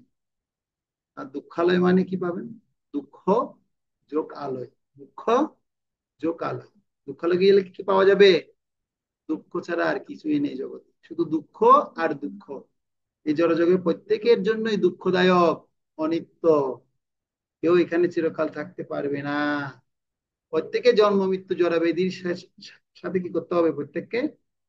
প্রত্যেককে এই দুঃখ ভোগ করতে হবে। কেউ যদি বলা হচ্ছে না প্রভু আপনি কি বলছেন, আমরা তো অনেক সুখে আছি। আচ্ছা আপনারা বলুন, সত্যি করে সুখে আছেন আপনারা? আছেন? সুখে আছেন বলেন? মেয়ে হলে তার কথাই নেই, মেয়েদের তার কত দায়িত্ব আছে। ছেলেদের তো আছেই, মেয়েদের তো আরো কত দায়িত্ব, কত রকমের দুঃখ তাদের আরো কি করতে হয়, ভোগ করতে হয়। আমি একটা নিজে নিজে বসে বসে গবেষণা করছিলাম। আমার মা যখন ক্যান্সার হয়ে গেছিল, স্টোমাক ক্যান্সার, খাদ্যনালীর যখন ক্যান্সার হয়ে গেছে, আমি আমার মার পাশে গিয়ে বলছি, ও মা, তোমার সাথে আমার কিছু কথা বলতে চাই, তুমি কি আমাকে উত্তর দিয়ে বলবে? আচ্ছা মা, তুমি বলো তো দেখি, তোমার এই সংসার জীবনে এবং তুমি কতটুকু সুখ পেয়েছো এবং কতটুকু তুমি দুঃখ পেয়েছো বলো। বলছে বাবা, তো দুঃখের পরিমাণটা তো সবচেয়ে বেশি। দেখ আমি এখন ক্যান্সার হয়ে গেছি, আগে কিরকম মোটা সোটা তাজা তাজা লঙ্কা ছিলাম, এখন পুরো আমার হাড় ছাড়া আর কিছু দেখা যাচ্ছে না, দেখ। তাহলে মা তুমি কি বুঝতে পারলে বলো? তখন আমি ভক্ত হয়ে গেছি এবং মাকেও একটু মানে মৃত্যুটা যেন স্মরণ করিয়ে দিচ্ছি, যেন তিনিও যেন সে স্মরণ করা খুব যেন পারে। তখন মাকে যখন বললাম, তখন মা বলছে হ্যাঁ বাবা, দুঃখটাই তো বেশি। তাহলে তাহলে তুমি এই জগতে কিভাবে তুমি সুখ লাভ করতে পারো, কিভাবে সুখী থাকবে বলো তো তুমি? এই জগতে শুধু দুঃখই রয়েছে, সেজন্য এই জগতের নাম দেওয়া হয়েছে কি? দুঃখালয়। কি নাম দেওয়া হয়েছে? দুঃখালয়। তো এই জগতে যে আমরা দুঃখ পাই, কয় ধরনের দুঃখ আছে এই জগতে? কি কি দুঃখ আছে? প্রথম দুঃখ হচ্ছে জন্ম, দ্বিতীয় দুঃখ হচ্ছে কি? মৃত্যু। তৃতীয় দুঃখ হচ্ছে আমি যে শিশু আছি, শিশু থেকে কুমার, কুমার থেকে যৌবন, যৌবন থেকে বার্ধক্য, বার্ধক্য হয়ে অবশেষে কি হচ্ছে? অবশেষে মৃত্যুর মধ্য দিয়ে শেষ হচ্ছে। জন্ম মৃত্যু জরা ব্যাধি দুঃখ দোষানুদর্শন। এই জগতের মূল সমস্যা হচ্ছে চারটি। কি কি? জন্ম, মৃত্যু, জরা এবং বৃদ্ধি এবং বার্ধক্য। জরা মানে হচ্ছে কি হওয়া, আস্তে আস্তে কি হয়ে যাওয়া, বার্ধক্যে পৌঁছাবে। ঠিক আছে? এই জন্ম মৃত্যু জরা ব্যাধি, এই চারটা হচ্ছে মূল সমস্যা। আর কোনো সমস্যা নেই, টাকার সমস্যা নেই, খাওয়ার সমস্যা নেই, থাকার সমস্যা নেই। শুধু সমস্যা চারটা। মানুষের সমস্যা সম্পর্কে মানুষ ঢেকে রাখতে চায়, মানুষের সমস্যাকে কি করতে চায়? বাদ দিতে চায়। সেজন্য আমাদের এই জগৎটা থেকে, যেহেতু ভগবান দুঃখালয় নাম দিয়েছেন, কিভাবে দুঃখে আমরা আছি, ভগবান একটা সুন্দর ব্যবস্থাপনা এখানে করেছেন। তিন ধরনের দুঃখ দেওয়ার জন্য একটা দেবীকে সৃষ্টি করেছেন, সে দেবীর নাম হচ্ছে দুর্গা দেবী। আর এই দুর্গা দেবী এসে সে ত্রিশূল চালিয়ে আমাদেরকে তিনটে দুঃখ এখানে দিয়ে আবদ্ধ করে দিয়েছে। সেই দুর্গা দেবীর হাতে যে ত্রিশূল আছে, দেখেছেন ত্রিশূল? যা দেবী সর্বভূতেষু মাতৃরূপেণ সংস্থিতা নমস্তস্যৈ নমস্তস্যৈ নমস্তস্যৈ নমো নমঃ। সেই দেবী দুর্গা আবির্ভূত হলেন। তিনি আবির্ভূত হয়ে সে অসুরকে সংহার করলেন। শুম্ভ আর নিশুম্ভ নামে দুই দৈত্যকে তিনি বধ করলেন। শুম্ভ নিশুম্ভ নামক দুই দৈত্য এখন ওখানে আর কোথায় পাওয়া যাবে? শুম্ভ নিশুম্ভ নামক দৈত্যগুলো এখন আমাদের হৃদয়ের ভিতরে রয়ে গেছে। আমাদের ভিতরে অসুরগুলো রয়ে গেছে, এখন এগুলোকে বধ করার জন্য দেবী দুর্গা তিনটা ক্লাস দিয়ে আমাদেরকে আক্রান্ত করছে। কি কি? কাম, ক্রোধ, লোভ, মোহ, মদ, মাৎসর্য, এগুলো হচ্ছে কি ষড়রিপুর অসুর। এগুলো শুম্ভ এবং নিশুম্ভের থেকে আরো বেশি শক্তিশালী, না? শক্তিশালী না? তোমরা কি বুঝো হরে কাম কৃষ্ণ কি? প্রভু, একটা প্রশ্ন করব। তোমার প্রশ্ন করবে, আমার লেকচারটা শেষ হোক তারপর করিও নাকি? বেশি ঠিক ইমার্জেন্সি? আছে প্রভু। বেশি ইমার্জেন্সি? ইমার্জেন্সি হলে করতে পারো। না আসলে প্রভু, আমার প্রশ্নটা ছিল যে মাৎসর্য মানে কি, এটা শুধু হ্যাঁ, পড়েই যায়, বুঝি না। গুড। এক কথা হচ্ছে কাম, ক্রোধ, লোভ, মোহ, মদ, মাৎসর্য। মাৎসর্য মানে হিংসা, ঈর্ষা। তুমি একটা শ্লোক পাচ্ছ, পল্লবী কি সুন্দর উপস্থাপনা করছে, দেখো কি লক্ষ্মী মেয়ে। এখন প্রশ্ন কি হচ্ছে, কি করবো আপনি ওর ওর ওর কি করলেন, ওর একটু গুণাগান করলে আমাকে বললেন না প্রভু? এ হচ্ছে মাৎসর্য। ভগবান শ্রীকৃষ্ণের কত গুণ দেখে, আরে কৃষ্ণ ওখানে বসে বসে বাঁশি বাজাচ্ছে আর সবাই সেবা করছে, আর আমিও সেবা করছি, কেন একটু আমার সেবা করতে পারে না মানুষ? সেজন্য মাৎসর্য হওয়ার কারণে ভগবান আমাদেরকে জড়জগতে পাঠিয়েছে। ভগবান বলেছেন, আমি তো বৃন্দাবনের অধীশ্বর, আমি এখানে একমাত্র প্রভু। তোমার ঈর্ষা আসছে, মাৎসর্য আসছে, যাও তুমি জড় জগতে যাও, ওখানে গিয়ে তুমি নেতা হও। পল্লবী মাতাজি এখানে এসে গিয়ে নেতা হন, আপনি এখানে আমার এখানে থাকতে পারবেন না। ভগবান বলছে তুমি ওখানে যাও, লক্ষ্মী ওখানে যাও, ওখানে গিয়ে তুমি নেতাগিরি করো, কোনো অসুবিধা নেই। তুমি আমার সাথে এখানে ঈর্ষা করতে পারবে না, এখানে আসলে তোমার এই কাম, ক্রোধ, লোভ, মোহ, মদ, মাৎসর্য থেকে তোমার কি হতো, মুক্ত হতো। ক্লিয়ার মাতাজি? কিছু মনে করবেন না, আমি একটু প্রশ্নটা একটু প্র্যাকটিক্যালি বোঝানোর চেষ্টা করলাম আর কি। হ্যাঁ, বুঝে গেছে হ্যাঁ তো? প্রভু, বুঝতে পেরেছি। হ্যাঁ, তার মানে এই তিনটা দুঃখের কথা বলা হচ্ছে। তৃতীয় ক্লেশ কি? আদি দৈবিক, আদি ভৌতিক, আদি আধ্যাত্মিক ক্লেশ। যেটা কে দিচ্ছে? দুর্গা দেবী দিচ্ছে। দুর্গা দেবী তিনটে শুল দিয়ে আমাদেরকে এখানে বন্দি করে রেখেছে। তো এখন তাহলে প্রথমে আমরা জানবো যে আদি দৈবিক, আদি আধ্যাত্মিক ক্লেশ কি, শেষ থেকে আসি। তাহলে তিন ধরনের ক্লেশের কথা বললাম আপনাদেরকে, যেটা এই জড়জগতের দুঃখ। এই জড়জগতে আমরা কিভাবে দুঃখ পাচ্ছি? তিনটা ক্লেশের দ্বারা পাচ্ছি। আধ্যাত্মিক ক্লেশ, যে ক্লেশটা দেহ এবং মন থেকে আমরা পাই। কোথা থেকে পাই? দেহ এবং মনের থেকে যে দুঃখটা আমরা পাই, সেটাকে কি ক্লেশ বলা হচ্ছে? আধ্যাত্মিক ক্লেশ বলা হচ্ছে। তো দেহ এবং মন থেকে কি কি দুঃখ আমরা পাই, দেখুন আপনারা এই স্লাইডটা ভালো মতো দেখুন সবাই। এটা দেখে আপনারা বলুন কি কি ক্লেশ আমরা পেতে পারি। আধ্যাত্মিক ক্লেশ মানে দেহ থেকে কি কি দুঃখ আমরা পেতে পারি, বলুন দেখি। কে বলবেন, হাত তুলুন। দেহের কি কি ক্লেশ পাই? পল্লবী মাতাজি বলুন। হ্যাঁ বলুন। প্রভু, যখন আমরা কোনো কারণে, যেমন ধরেন যে আমাদের একটা পাওয়ার ইচ্ছে থাকে, যেমন আমি যেহেতু একজন স্টুডেন্ট, আমি এক কারণেই আশা করবো যে আমার পরীক্ষার রেজাল্ট ভালো হোক, কিন্তু পরীক্ষার রেজাল্ট যদি কোনো কারণে ভালো না আসে, তখন প্রভু আমাদের মন খারাপ হয়ে যায়। তো এটা ওকে, আমরা ভেরি গুড। মনের থেকে পাওয়া দুঃখ। ওকে, ভেরি গুড, থ্যাংক ইউ। তারপর প্রাণেশ্বরী মাতাজি বলুন। হরে কৃষ্ণ প্রভু প্রণাম। হুম, বিভিন্ন ধরনের রোগ ব্যাধি থেকে আমরা যেটা দেখা থেকে কষ্ট পাই, ওটা হচ্ছে আধ্যাত্মিক। আচ্ছা, বিভিন্ন রকম রোগ অসুখ বিসুখের কথা বলেছে। হ্যাঁ। তো যেগুলো খুব গুরুত্বপূর্ণ কথাগুলো আমি এখন বলছি, দেখুন এই ছবিটার মধ্যে মানসিক প্রেসারে আছে, হার্ট অ্যাটাক করছে, ঠিক আছে, সে অভ্যন্তরীণ ভাবে দুঃখ আছে, হেল্প চাইছে। হুম। তো তারপর ম্যাক্সিমাম হচ্ছে ফ্রাস্ট্রেশনে থাকে, আর এই ফ্রাস্ট্রেশন থেকে সে হতাশা থেকে কি হয়ে যায়, সুসাইড করে। তো গত ইন্ডিয়ান টুডে একটা পত্রিকায় গত 25 বছরে তরুণদের আত্মহত্যার হার 3 গুণ হারে বেড়ে গেছে, সুসাইডের হার বেড়ে গেছে। কারণ কি? তারা হচ্ছে মানসিক কারণ হচ্ছে কি, লেখাপড়ার চাপে ছিল, পারিবারিক সহায়তার অভাব ছিল, এবং এত ধরনের স্টেজে তারা পড়ে গেছে, চাপে পড়ে গেছে, যার কারণে এত আত্মহত্যার হার আমাদের ভারতবর্ষে ঘটেছে। গত 25 বছরে তরুণদের আত্মহত্যার হার কত গুণ বেড়ে গেছে? 3 গুণ বেড়ে গেছে, 3 গুণ। যদি 100 জন হতো, বর্তমানে মারা যাচ্ছে 3 গুণ, মানে কতজন? 3 গুণ মানে 300 জন মারা যাচ্ছে। কিসের ফলে? শুধুমাত্র মন ভালো না থাকার কারণে। যেমন আমরা কি করি, বাবা মা যদি আমাকে অ্যান্ড্রয়েড সেট ব্যবহার করতে না দেয়, মা বললো তুই পরীক্ষার রেজাল্ট ভালো করিসনি, তুই কেন আইফোন ব্যবহার করছিস, লজ্জা লাগে না তোর? লজ্জা লাগে না? তো এখন কি হয়েছে, মার একটা কথাই শেষে মা আমাকে এত বড় কথা বললো, মা এত বড় কথা বলতে পারলো। হ্যাঁ, এভাবে মানসিকভাবে সে প্রেশার, না আমার এই জীবন রাখবোই না, বাবাও ভালোবাসে না, মা ভালোবাসে না, আমি আমার গলায় জড়িয়ে দিয়ে আমি ফাঁসকি মারবো। এরকম ঘটনা ঘটছে কি ঘটছে না? ঘটছে কি ঘটছে না? প্রতিনিয়ত প্রভু ঘটছে, অহরহ ঘটছে। অহরহ ঘটছে, আর রহ, অহরহ ঘটছে। আমি গত কয়েকদিন আগে আপনাদেরকে একটা বলছিলাম, একটা মেয়ে বাবা মার নামে কোর্টে কেস করে দিয়েছে, কি জন্য? সবসময় টর্চার করে, শুধু সংসার যাবে না। ঠিক আছে, আপনাদের এখন একটা কাজ দিচ্ছি, আপনারা এই ধরনের কয়টা কেস আপনারা কি কয়টা দেখতে পেয়েছেন, আপনারা একটা লিস্ট করে আমাকে।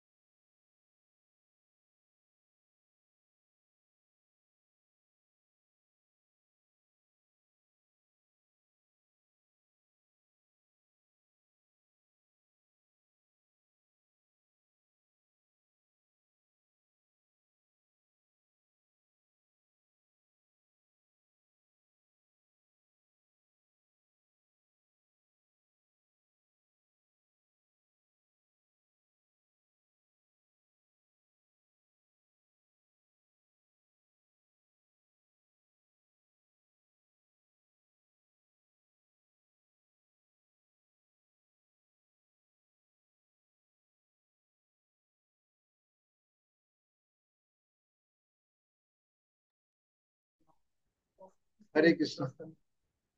তো তাহলে বলুন, দেখেছেন আপনার ঘটনা, কি কটা ঘটনা দেখেছেন, দেখি আপনাদের উপলব্ধি বলুন, মনে পড়ে এরকম ঘটনা দেখেছেন?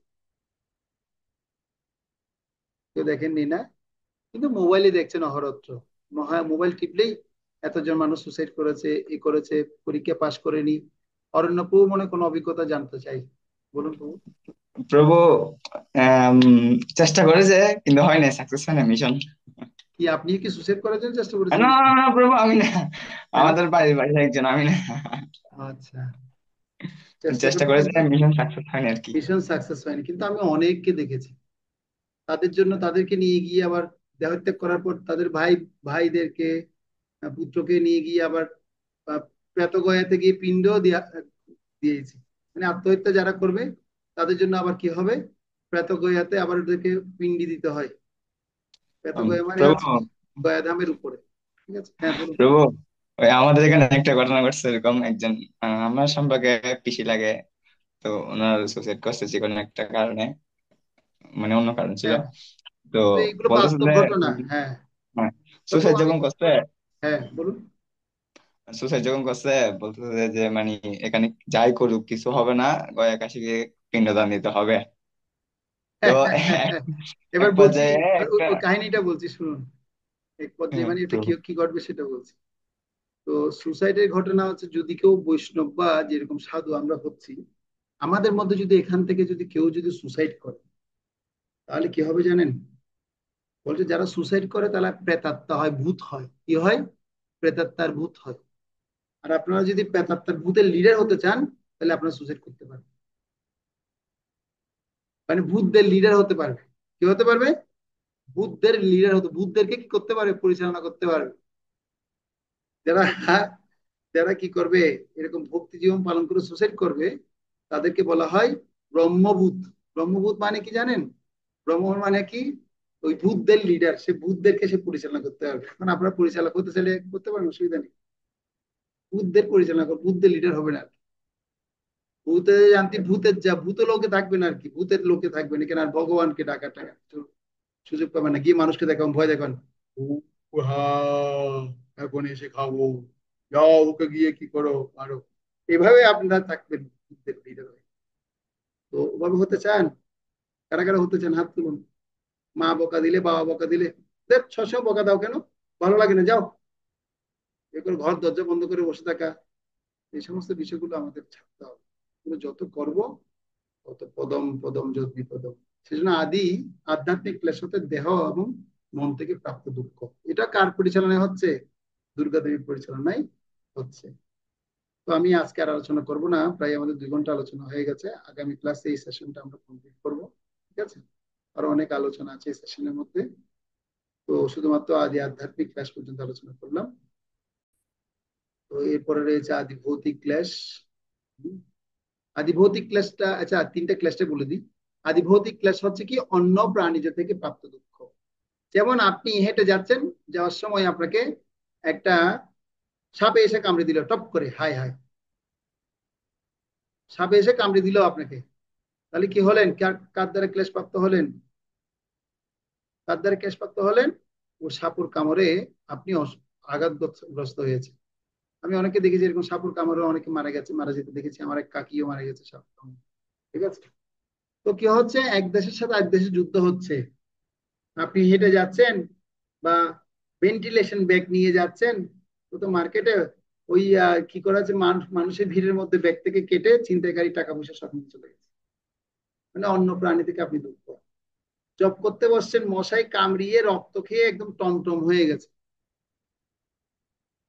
জব করতে বসছেন, মশাই কামড়িয়ে একদম টমটম করে রক্ত খেয়ে পুরো টমটম হয়ে গেছে। মশার কামড় খাচ্ছেন, মাছির কামড় খাচ্ছেন, অন্যজনের প্রাণীদের থেকে দুঃখ পাচ্ছেন। ঘরের মধ্যে ডাকাতরা এসে ছুরি ধরে নিয়ে চলে যাচ্ছে। আমরা আমাদের দেশে কিছুদিন আগে দেখছিলাম একজনকে এমন ভাবে পাথর দিয়ে মারতে মারতে মারতে মারতে পুরো মেরেই ফেললো, একদম পুরো হতা ভানে ফেললো। এগুলো কি দুঃখ, কি ক্লেশ এগুলো? আদি কি ক্লেশ? ভৌতিক ক্লেশ, যেগুলো অন্যান্য প্রাণী থেকে প্রাপ্ত দুঃখ। সেটা অন্য প্রাণী থেকে যে সমস্ত দুঃখগুলো আমরা পাবো সেই ক্লেশের নাম হচ্ছে আদি ভৌতিক ক্লেশ। এটা আমাদের মনে রাখতে হবে। ঠিক আছে? এরপর হচ্ছে কি আদি দৈবিক ক্লেশ, মানে প্রাকৃতিক দুর্যোগের কারণে দুঃখ।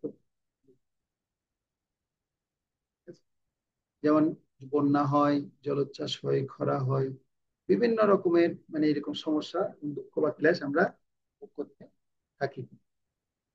এটাকে বলে আদি দৈবিক ক্লেশ। তো এই সমস্ত ক্লেশ আমরা প্রতিনিয়ত পাচ্ছি। এই সমস্ত ক্লেশ গুলো পরিচালনা করছেন কে? দুর্গাদেবী। তো সেজন্য আমরা যত কি করি না কেন, উন্নত হওয়ার চেষ্টা করি না কেন, আমাদের এই দুঃখ প্রাপ্ত হতেই হবে। হরে কৃষ্ণ কৃষ্ণ কৃষ্ণ হরে হরে, হরে রাম রাম রাম হরে। আজকে আর আমরা ক্লাস করবো না, এখানে সমাপ্ত। আগামী ক্লাসে দেখা হবে। আগামী ক্লাসে লাখো লাখো হাজার হাজার মানুষ বৃন্দাবনে যাচ্ছে। গেলে কি সবাই কি বৃন্দাবন ধাম দর্শন করতে পারছে? লাখো লাখো মানুষ পুরীতে যাচ্ছে প্রতিদিন। ট্রেন, 8-10টা ট্রেন থাকে পুরীতে। সবাই কি গিয়ে জগন্নাথের কি কৃপা লাভ করতে পারছে? জগন্নাথের সবাই তো কৃপা লাভ করতে পারছে না। কেউ যাচ্ছে ওখানে সি বিচে গিয়ে একটু ঘোরাঘুরি করবে, একটু ইন্দ্রিয় সংভোগ করবে, একটু মাছ ভাজা খাবে, একটা চিংড়ি ভাজা খাবে, খেয়ে ঘোরাঘুরি করবে। তো এটা কি আসলে কি তারা কি সেই ভাব নিয়ে যাচ্ছে ধামে? না। ধামে যদি যেতে হয়, ধামের চিন্তা নিয়ে কি করতে হবে? সেখানে যেতে হবে, আর সে ধামের চিন্তায় অবস্থান করতে হবে। ঠিক আছে? তো সে ধামে চিন্তাটা গড়ে তুলতে হবে, আগে নিজেকে তৈরি করতে হবে, আধ্যাত্মিক জীবনে পরিপুষ্ট হতে হবে। আর ধামে গিয়ে যদি এ ধরনের ইন্দ্রিয় সম্পর্কে যদি ব্যস্ত হয়ে পড়ি, তাহলে দেখবে বৃন্দাবন ধামে অনেকগুলো বানর দেখতে পেয়েছো? গেছো বৃন্দাবনে? ওখানে বানরের ছড়াছড়ি। তুমি চশমা নিয়ে ওখানে এইভাবে আমার সামনে ক্লাস করছো, ওখানে বসতেই পারবে না, হাঁটতেও পারবে না, সব করে চশমা নিয়ে চলে যাবে। আর এত বানর আর কুকুর কেন ধামের মধ্যে? এরা সবাই হচ্ছে কি পূর্বজন্মে এক একজন বড় বড় তপস্বী ছিল, কিন্তু তপস্যাটা ইন্দ্রিয় সম্ভোগে কাজে লাগিয়েছে। কি সম্ভোগে? ইন্দ্রিয় তৃপ্তির জন্য কাজে লাগানোর ফলে সব বানর আর শুকুর কুকুর হয়েছে। তো আমরা ধামে বাস করলেও ধামের চেতনা তৈরি করতে হবে। সেজন্য আমরা এই যে আপনাদেরকে ক্লাস দিচ্ছি, এগুলো হচ্ছে ধামের চেতনা তৈরি হওয়ার ক্লাস। এই ক্লাস যত করব, করতে করতে করতে করতে পরিশুদ্ধ হব, অনুশীলন করব, তখনই আমি ধামে বাস করতে পারবো। বুঝে গেল ঐশী মাতাজি? ধামে থাকাও সহজ নেই, ধামে গেলে জড় বুদ্ধি আসবে। সেটা মাঝে মাঝে যাবে, গিয়ে থাকবে, এক দুদিন থাকবে, থেকে আবার চলে আসবে, মাসে মাসে এক দুদিন থাকবে, থেকে চলে আসবে। ঠিক আছে? ওকে। আর কারো কোনো প্রশ্ন আছে? কারো কোনো প্রশ্ন আর? ঠিক আছে, তাহলে এখানে শেষ করছি। তো আপনাদের হরে আগামী কৃষ্ণ। ক্লাস। হ্যাঁ, ও বলুন। হরে কৃষ্ণ প্রভু। প্রভু ক্ষমা মার্জনা করবেন প্রভু, এই আমাদের এখন টাইম হয়েছে তো প্রভু, এই ক্যাব পড়ার জন্য, না হলে ক্যাব ওকে পড়তো না ওকে, প্রভু। এটা আমাদের খুব ভালো এটা লাগছে এখন আপনি আপনি